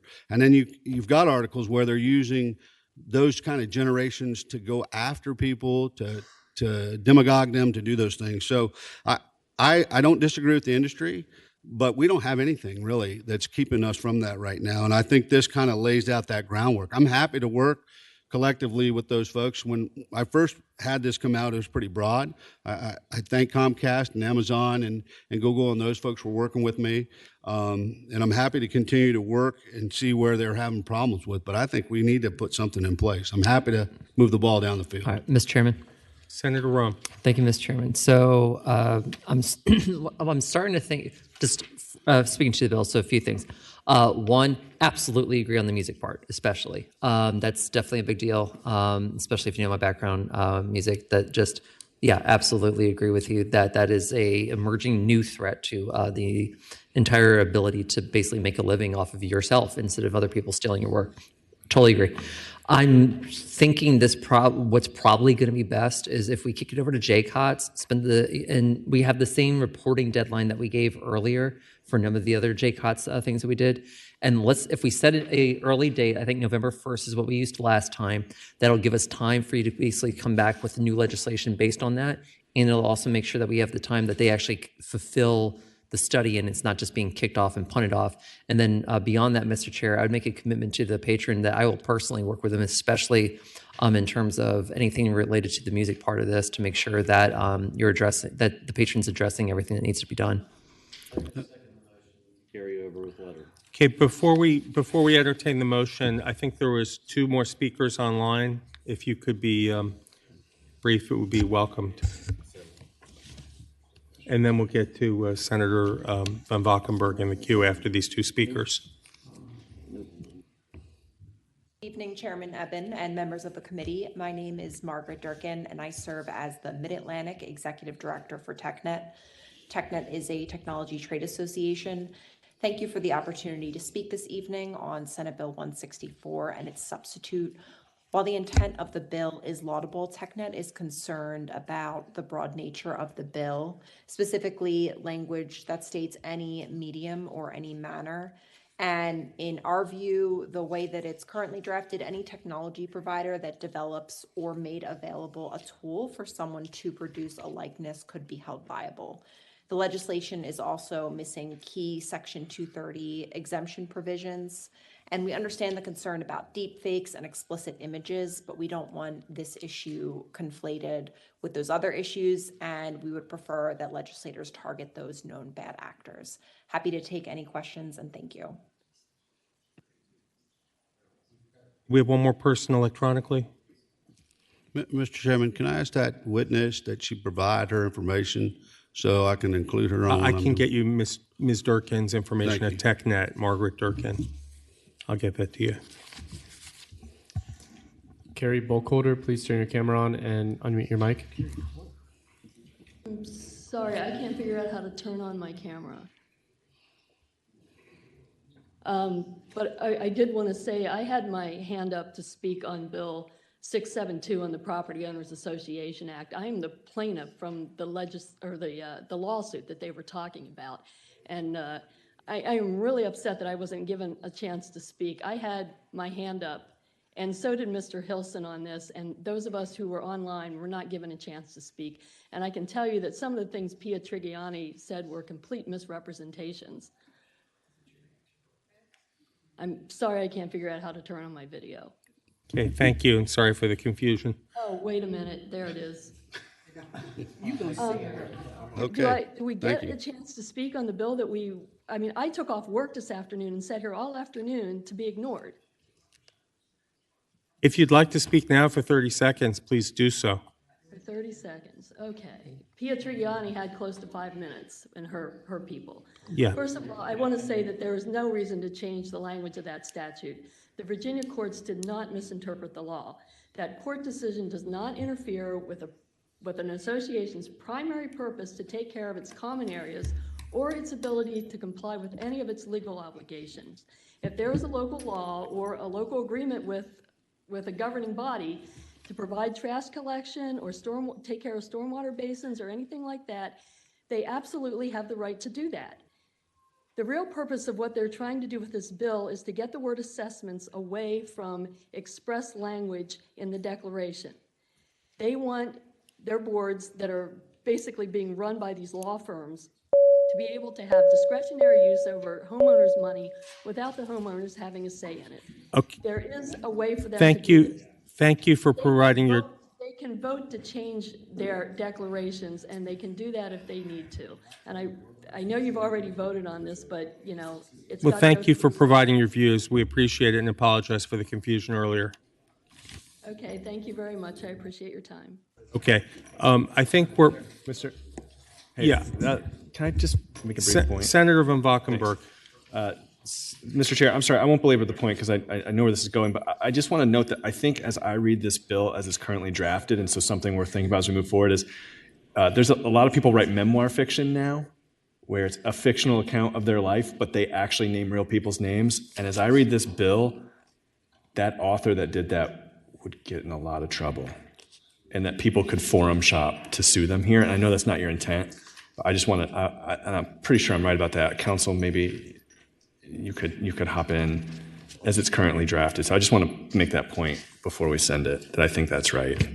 Thank you, Senator von Valkenburg. Okay, getting back to Senate Bill 164, is there further discussion or a motion?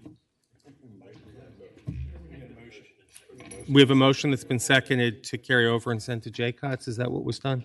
Okay. Okay, so let's vote on the electronic voting board.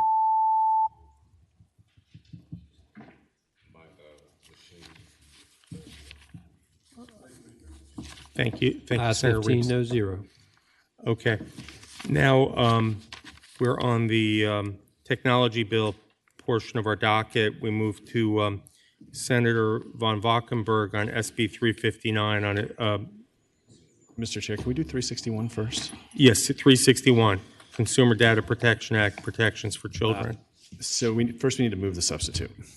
Okay, is there a motion to accept the substitute in a second? Okay, all in favor of accepting the substitute will please say aye. Aye. Any opposed? Okay, the substitute's before us. All right, thank you, Mr. Chair, members of the committee. That substitute puts it in line with the bill that is going through the House that Delegate Maldonado is carrying. So I'll be very brief on this. You heard a bunch of bills last week about child privacy and child data privacy, and there were a lot of bills that did very expansive things. All right, the case for passing this bill rather than sending it to JCOTS is that this is slightly extending protections within the current legal regime under federal law and COPPA. And so what it does is a couple things. One is it restricts targeted advertising for known children under 13. 2, it restricts the sale of personal data for children under 13. 3, it prohibits collecting precise geolocation data for children under 13. And 4, the bill would compel operators to conduct data protection assessment to identify the benefits and risks associated with processing a child's personal data. This is not everything we would ultimately want to do, but it keeps us in line with COPPA. It would prevent legal challenges. It would help provide slightly more robust protection of data than we have now. And then it provides a springboard for the broader conversation that JCOTS is going to have. So that's the case for passing this version of a child data privacy bill. I know that we're all getting hangry, so I'll be brief, and if there's questions, I'll gladly Motion to report. Okay, there's a motion and a second to report SB 361. Any further discussion? The substitute as adopted. All in favor, please signify your intent on the electronic. Oh, there's a witness. I'm sorry. Someone online?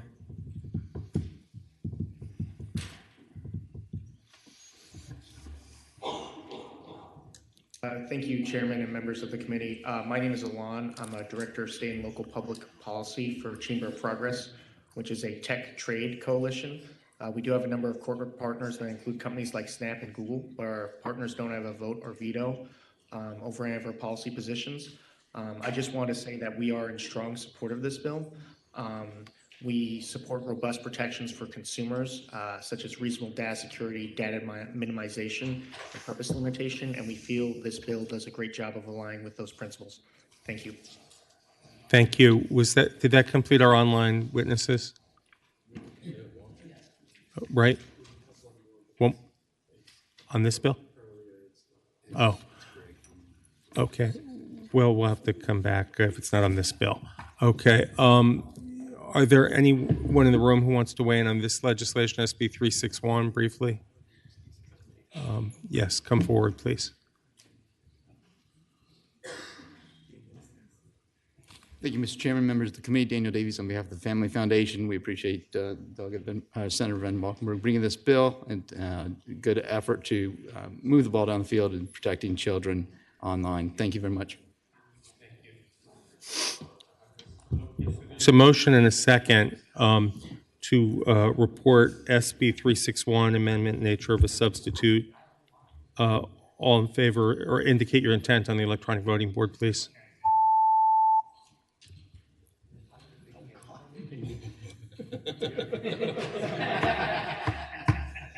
Ayes 15, no 0.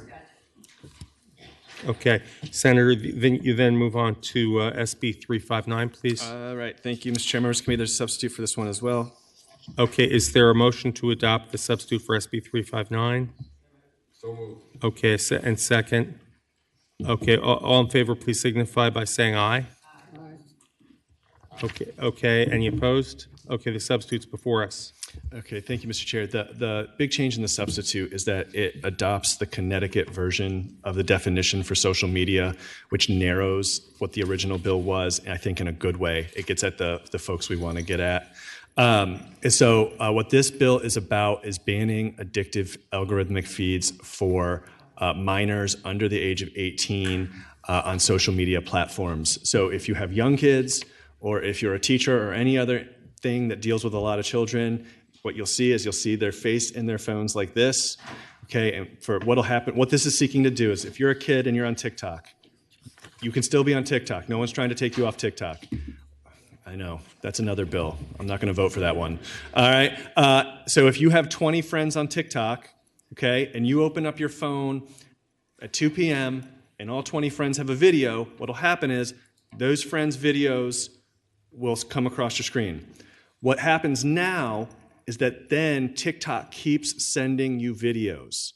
And there was a really interesting article in the New York Times on this a couple weeks ago that showed how what kids see on these algorithms are so much different from what their parents and adults see. And it was taking them to, for example, influencers who were convincing them to vape, as it was a big example in that article. All right, and they'll keep you going on the algorithmic feed forever, okay? And so you'll see kids in their phones like this because that feed keeps going. This bill would stop feeds for them, all right? This COPPA, which is a big thing you've heard with a lot of these data privacy bills, doesn't really apply here because that's silent on this issue, which is why for this one, I'm extending it to the age of 18. But this is a big problem. Kids are losing out academically. It's affecting their mental health. It is sending them to crazy things. This would narrowly target it to the social media companies that do it. That's one reason. That's why we picked the Connecticut definition. That's why we substituted it. It makes sure that you're not hitting on, for example, interactive gaming websites. And make sure you're not hitting like the Googles and the Yahoos of the world. This is not a perfect answer. It's an answer. It will help solve a problem. And so, like I said, it's getting late. I'll be quiet there. If you have questions, I'll gladly take them. Okay, Senator von Valkenburg, it says on line 167 that the person who operates the social media program shall not, or that no person who operates a social media platform shall operate an addictive feed to a user unless such operator uses commercially reasonable methods to determine that user is not a minor. Does that mean that users have to provide ID? So, good question, Mr. Chair. The answer to that is, I think, a couple-fold. One is a lot of these sites they all ask for your age. So if you tell the truth about your age, you're going to be known as a minor. If people don't tell the truth about their age, which is just a fact of life, this is going to happen, there's kind of two answers then. One is they might just get by, okay, because you don't know. But the second answer to that is a lot of these companies, what they'll do is, because they have algorithms that are looking over what everybody's doing, if somebody posts evidence that they are under the age they say they are, they'll delete their account, for example. So if you say, hey, I'm 18, right, but then you post in your profile that you're 15, and then they pick up on that, they'll delete your account. So I think there's kind of, the short answer is, you're going to capture most people who tell the truth about their age. You're going to capture some people who lie about their age because you're going to find concrete evidence through the methods they use to check their sites. And then there are going to be some people they're not going to catch, and that's going to be a fact of life, but that is what it is. Are there representatives of social media companies in the room? If you could come forward, just curious if you have a position on the bill as it stands now and what commercially reasonable methods are, if they're similar to as the Senator described. Sure, Elizabeth Rafferty here on behalf of the Northern Virginia Technology Council, and we have more than 400 member businesses. We appreciate the work that's been done so far.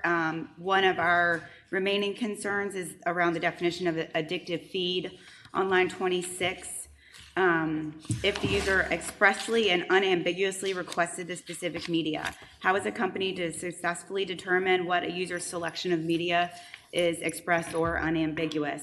I'm not certain that any technology company in Virginia can act lawfully with such unclear standards. One of the things that our members want is some consistency and predictability. That's one of the reasons businesses come and locate here.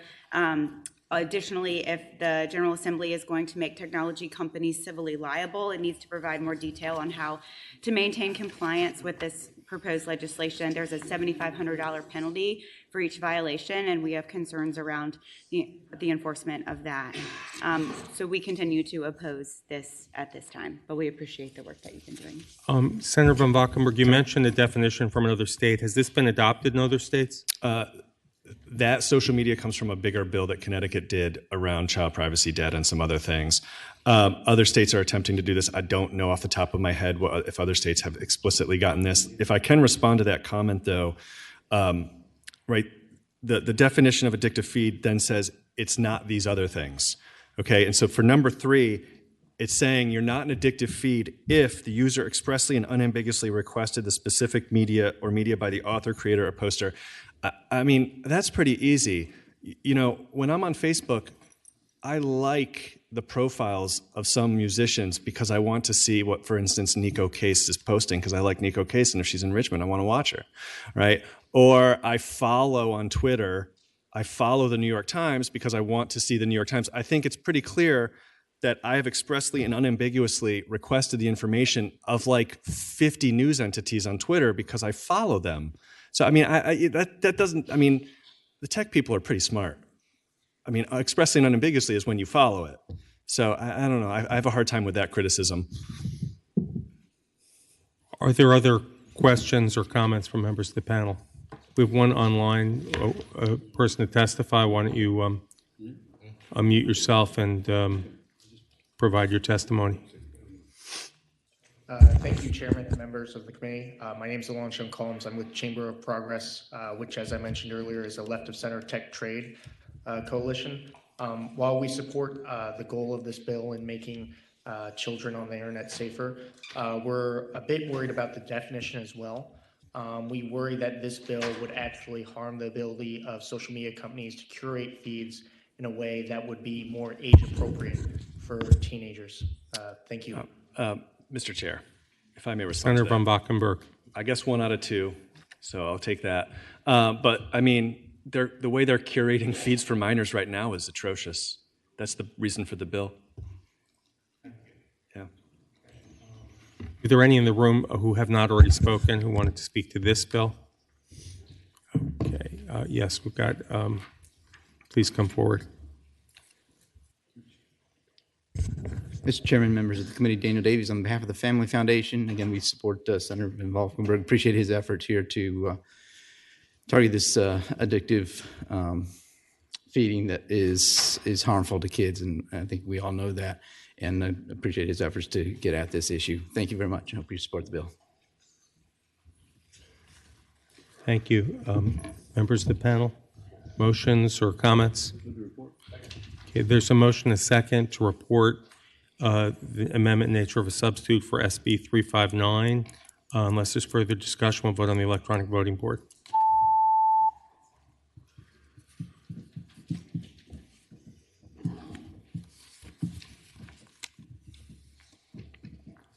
Ayes 14, no 0, 1 abstention. Okay.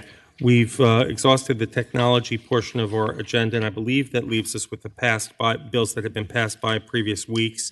And I've got Senator. Do you want me to do my last one? Oh, I'm here? sorry. We Was don't there have another to. technology bill? What's your other bill? It's the one that everybody's left for. 122. 122.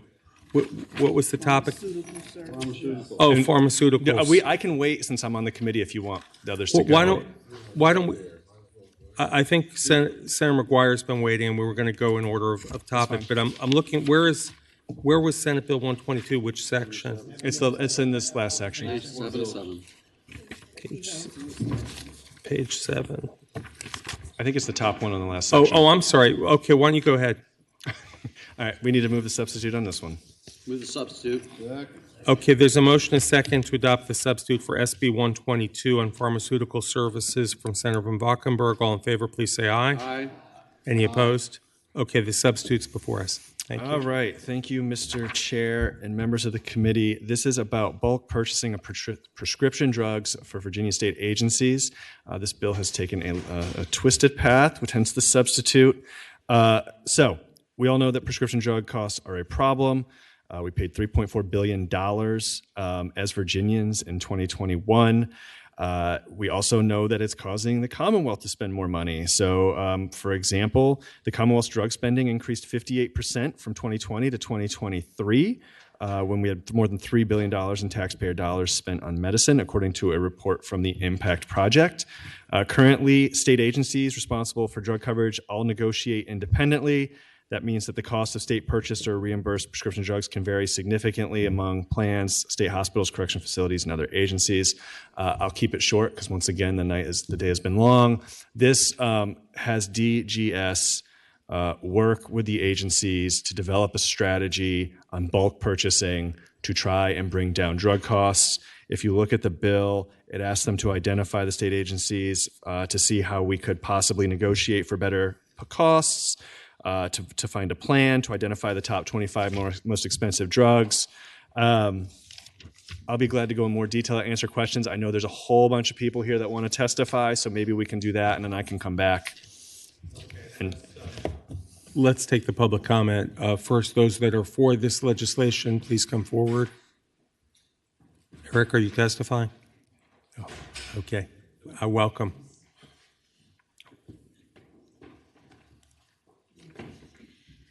Thank you. I'm short. Sorry. Thank you, Mr. Chair. My name's Channing Brooks. I'm with AARP Virginia. We see this bill as a common sense approach to saving taxpayers money on the Commonwealth's prescription drug purchasing. So AARP Virginia does support the bill.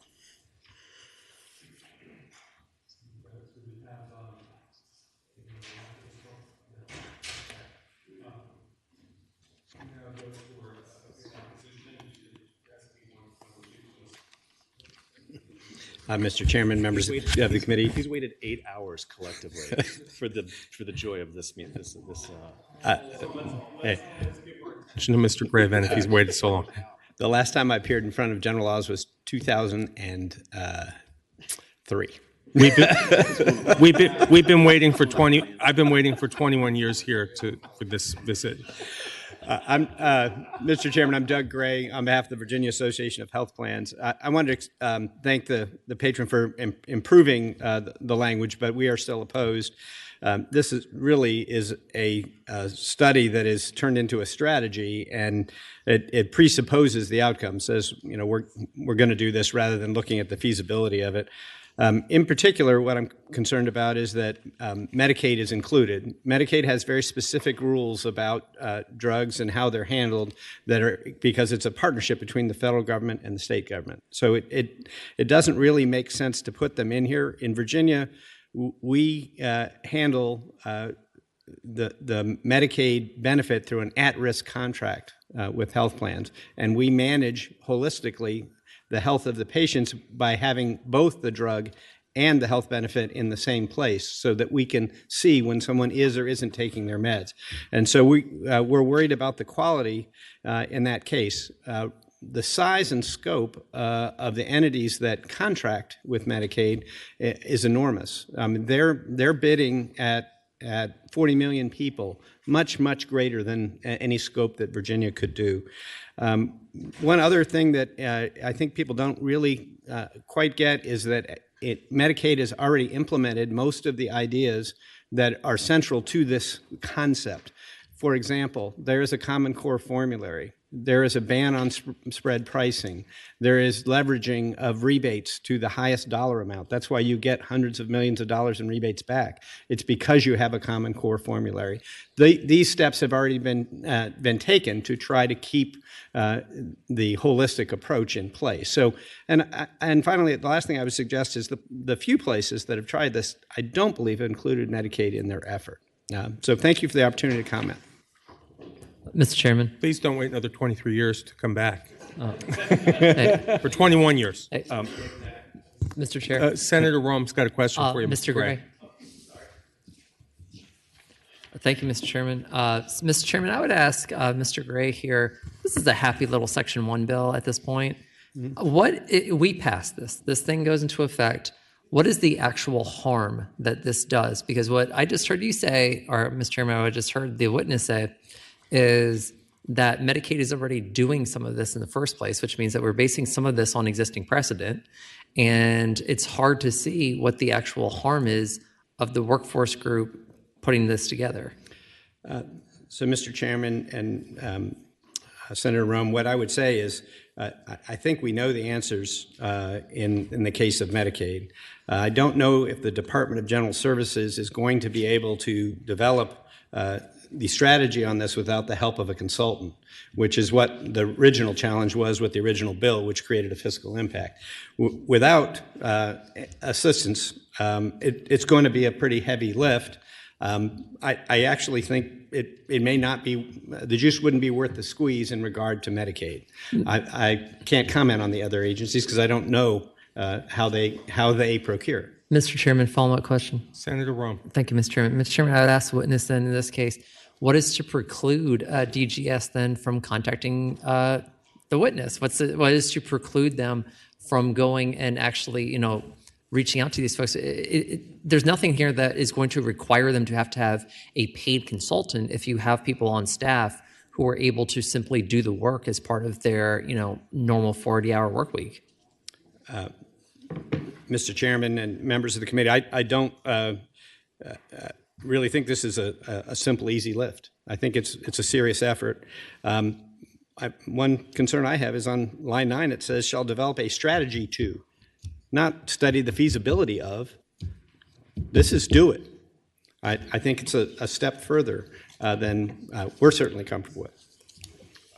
If I may, can I finish? Senator Van Valkenburg, do you want to if I may finish and just respond to that real briefly. If you look at lines 29 to 30, it says bring a final report to see if the opportunities for case cost savings is discovered. And I promised all of them in a meeting, if the report came back and it was junk, I would ditch the idea. Thank you. Okay. Are there No, I did it publicly. further discussion or motions from members of the committee? Move to report and re-refer to finance. Okay. There was a motion and a second to re-report and refer to finance. Report and re-refer to finance. SB 122 will open the roll.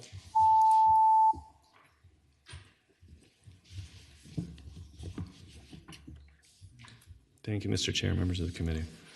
Okay, thank you. I see Senator McGuire's been waiting on SB 222. And I believe that we adopted a substitute in our previous meeting on this. This bill would need to go to finance if we adopt it. Thank you, Mr. Chairman. Yeah, so we went by so that we could take a look at the substitute. And the language in the substitute was in the original bill. We just maybe went a little too far than we were ready in the first bill, and this simplifies it. But it basically this bill bolsters the confidentiality of data that people share now under existing law. So we're not changing existing law. So currently across all bodies in Virginia government, there is a wide range of security measures taken, and some of these are less effective than others. As we move into the age with increased security threats, it's important that we don't leave weak link in our system. We know cybersecurity attacks are up, especially on our infrastructure. The original purpose of the bill was to bolster security requirements among the state government, but it's clear that we need more time to come to a consensus. The substituted bill is much shorter and will not change any law regarding the duties of VITA. This bill will bolster the confidentiality of cybersecurity information that is shared with VITA. Local shareholders have asked VITA for this protection. Although I expressed concerns with the previous version of the bill, independent agencies such as higher ed institutions have no concerns with this substitute. VML actually says they do support this bill. And so I have a person here with VITA to speak to it at the appropriate time. If you'd like to step forward and state your support for the bill. Thank you, Mr. Chairman. Joshua Hesslinger with VITA. There are a variety of ways that people currently share cybersecurity information with VITA, and one of the things we've heard from them since 2022 when this body on a bipartisan basis passed things like state and local incident reporting, is that they'd like to see bolstered confidentiality protection for that information that they share with VITA. That's what the substitute does. No change to scope of VITA or responsibilities of VITA, just additional confidentiality protection for that information. And you don't have this confidentiality now? There are FOIA exemptions that apply to cybersecurity information that VITA uses. Those are discretionary, and the concern that we've heard from local stakeholders is that when they share their information with VITA, they would like to ensure that people who want their information need to ask them and not just get it from VITA, who might apply a different filter to it. So providing this confidentiality protection doesn't tell anybody you can't get the information. It just says you can't get it from VITA. You need to get it from the people who are sharing it, not from VITA. Okay. And it would have no, I understand it may go to finance anyway, but it would have no fiscal impact on VITA. Thank you. Yeah, I believe this bill is on the list for finance, perhaps based on its original posture. Were there anyone online waiting to testify on this particular bill? Okay. Anyone else in the audience who wants to speak for or against? Okay. There's a motion to report and we refer to finance, and a second? Okay. As amended, or as the amendment in nature of a substitute. Please indicate your preference on the electronic voting board.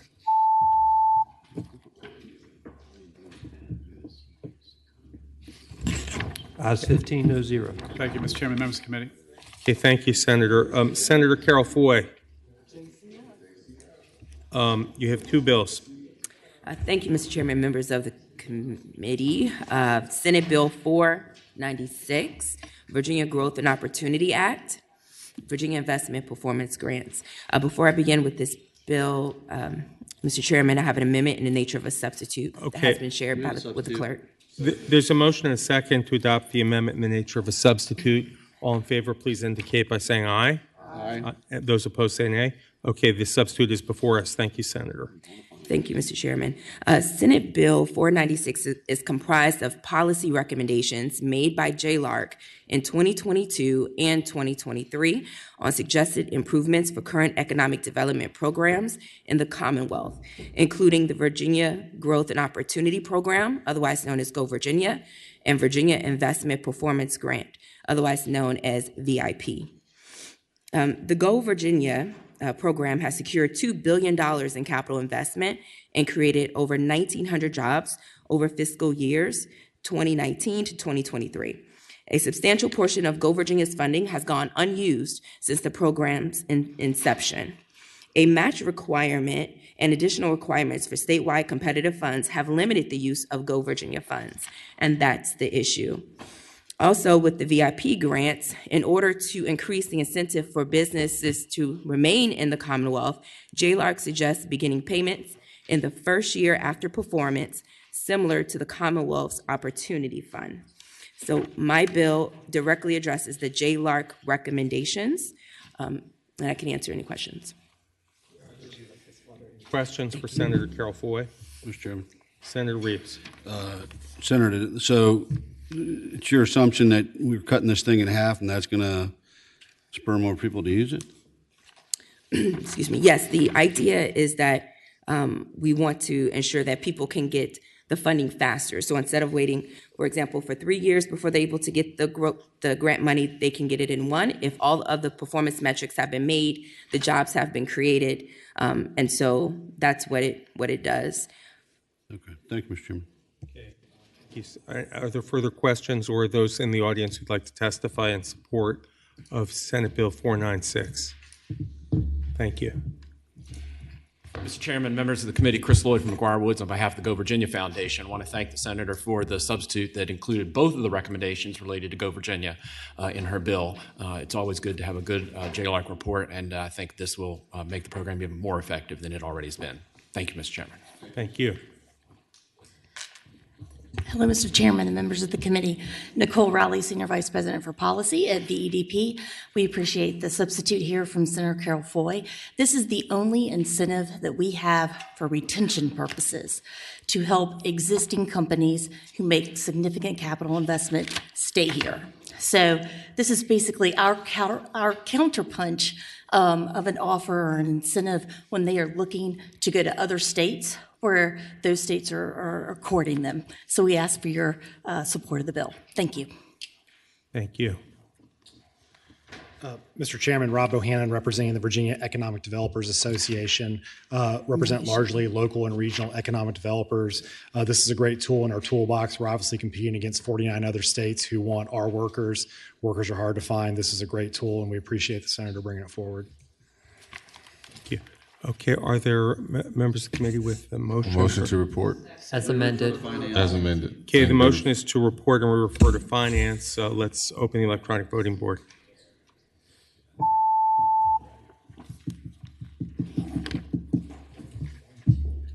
Ayes 15, no zero. Thank you. Thank you, Senator Carol Foy. And we now have Senate Bill 647. Yes, thank you, Mr. Chairman. Senate Bill 647, Virginia Public Procurement Act, Responsible Contracting and Apprenticeship. Before I begin, I have an amendment in the nature of a substitute that has been previously submitted.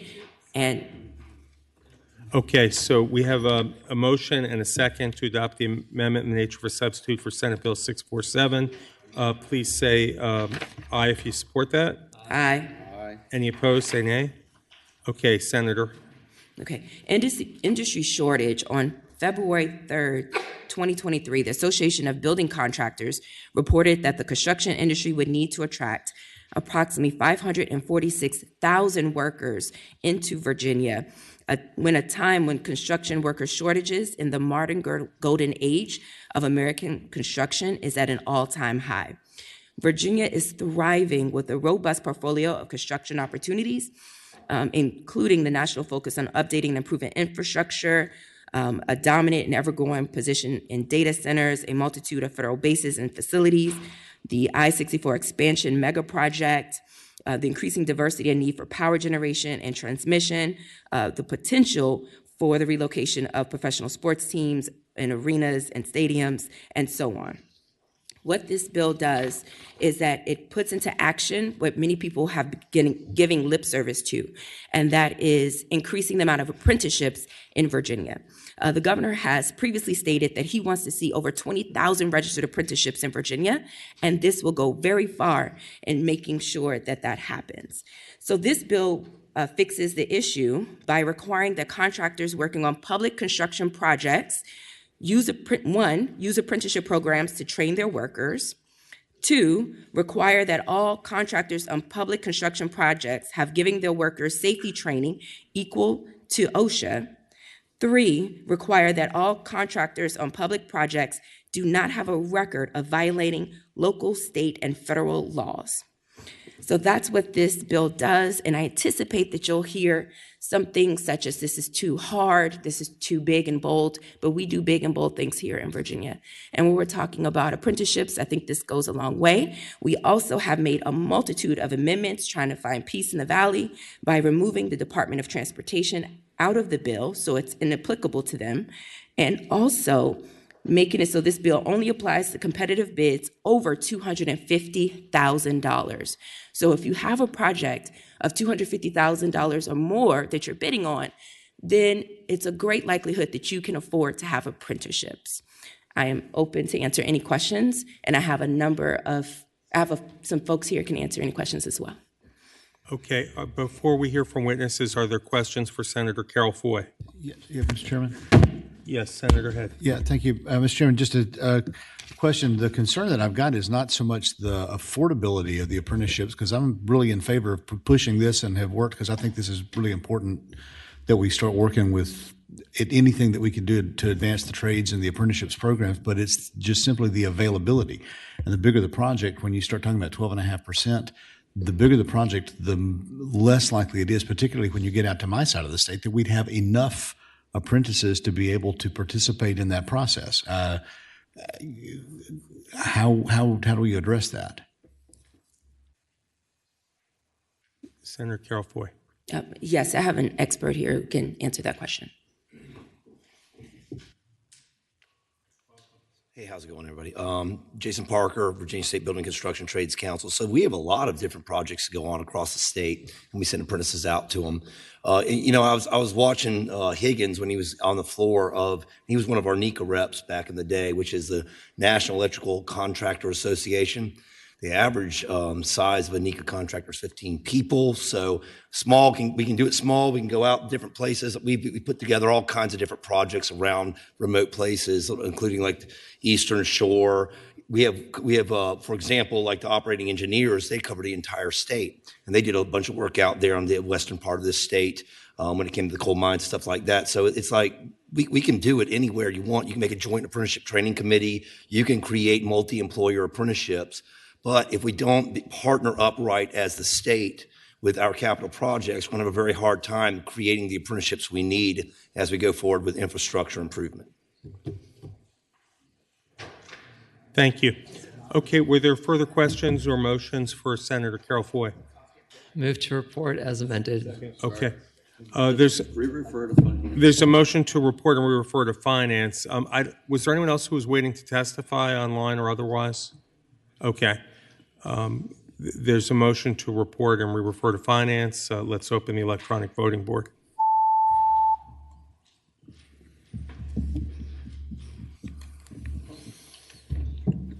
Ayes 9, no 6. Okay, is that, then there's one other bill in the docket that we didn't hear testimony on, similar to another bill, but Senator McPike, did you want to present or discuss your proposal? Thank you, Mr. Chair. Senate Bill 249, move the substitute. Okay, there's a motion to adopt the substitute to Senate Bill 249 in a second. All in favor, say aye. Aye. Aye. Okay, so the substitute's before us. Yeah, thank you, Mr. Chair, and I appreciate the committee. So this is actually an area that I've been involved in construction practice for probably 20 years. In implementing design build. I was part of the first group that actually got design build authority when the law changed back in 2005 or 6 or so. The substitute before you, what it tackles is a couple of different things. It keeps to the core principles of the work group efforts, which is to increase transparency. That's the bottom line in terms of what's going on with the bids, make sure they're published on EVA and public procurement. What it doesn't do is a couple different things. One of which is there's some duplication in the bill that you heard earlier in terms of, frankly, the Section 9, which says that contractors can receive information on bids. You can already do that on any bid that you do under the VPPA as it is. It's sort of duplicative, so it does not address that issue. It provides for a couple of different things, one of which is the substitute does not include the revisions to local government. The work group data is pretty clear that 75% of all local government bids are, in fact, design, bid, build. If that's the problem we're seeking to fix, then let's focus on where we're trying to fix it, and that's what this substitute does. It focuses down on higher education. And the other thing is it does do includes where we have a case where General Services has reviewed and denied, it kicks the review process of the appeal back to the Board of Visitors. So they've got to affirmatively vote and document that process. And frankly, Mr. Chair, in talking with folks, yeah, I gave you promotion tonight. It's getting late, right?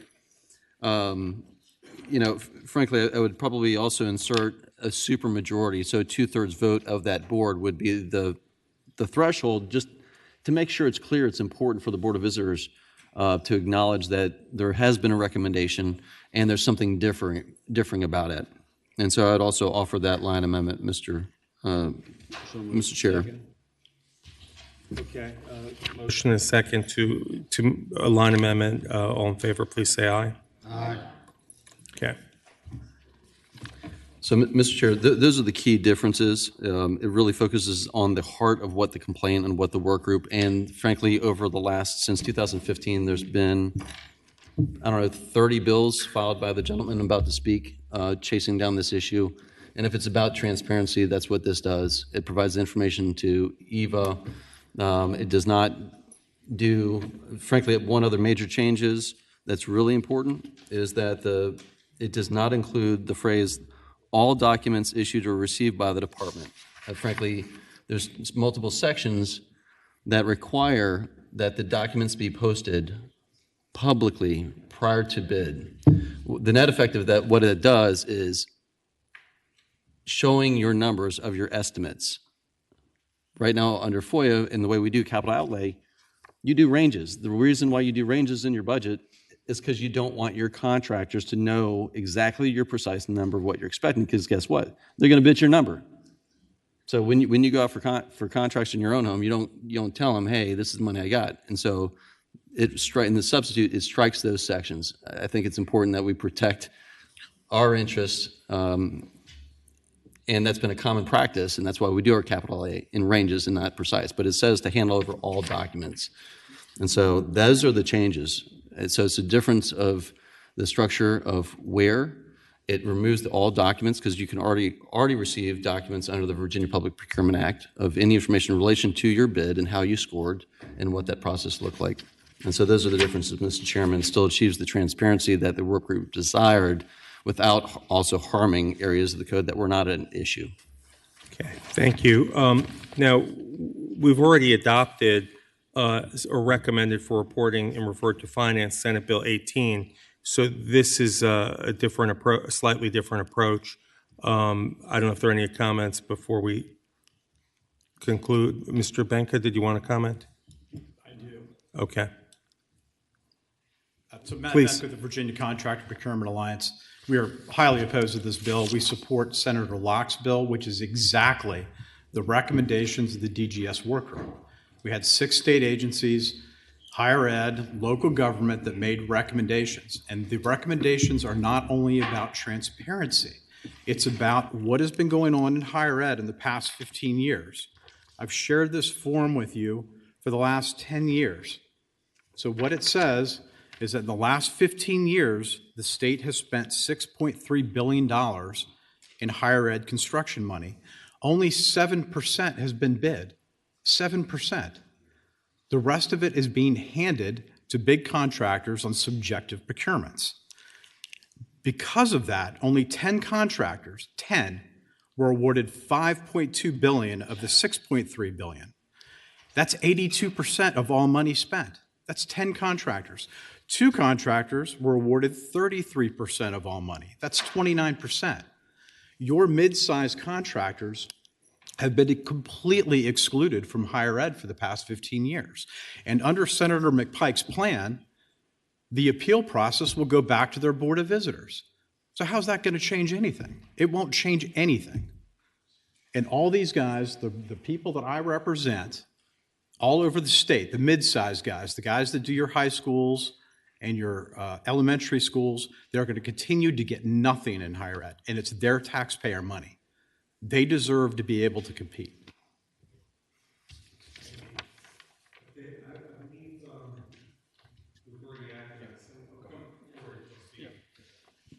Mr. Chair, Tony Biller with Nielsen Builders.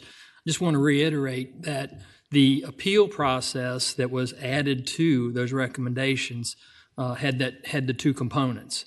Under $65 million, it went to 6-pack. Above $65 million, it's still in the hands of the Board of Visitors. I think that was a good compromise because there was a request for appeal process. The recommendations did not include an appeal process. So I think that was a good middle ground that gives protection to both parties to have an appeal process and gives the taxpayer a voice in that process. So I'm against this bill.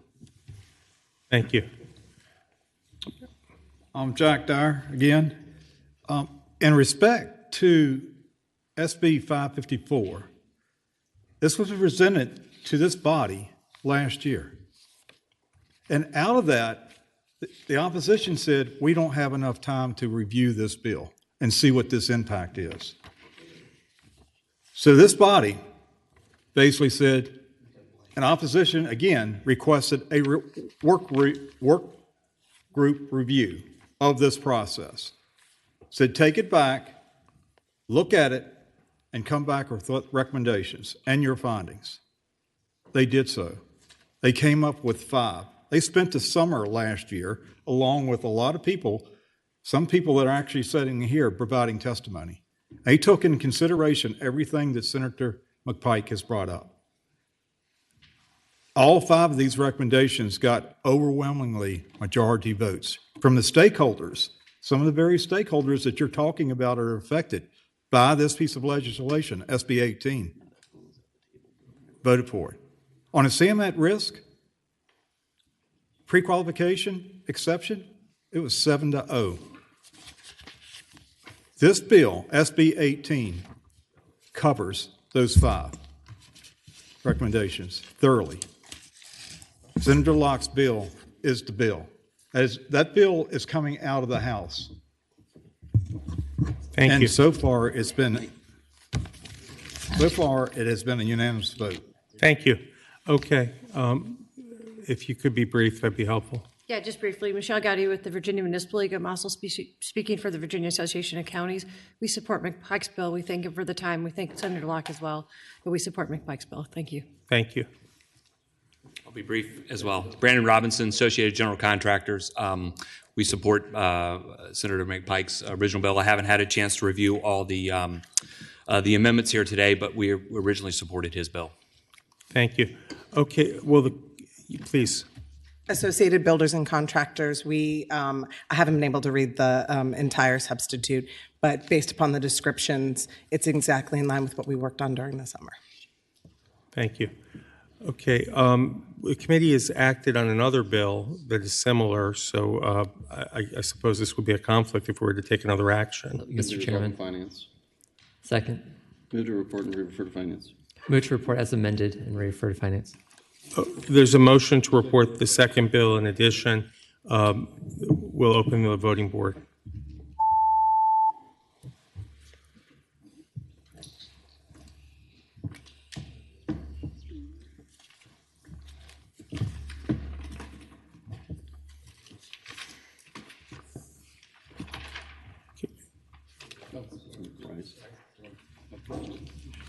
Ayes 10, noes 4, 1 abstention.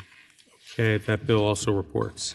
I think that concludes our docket. I thank everyone for sticking around. Mr. Chairman. Thank you. Thank you. The Senate of Virginia, Richmond, Virginia.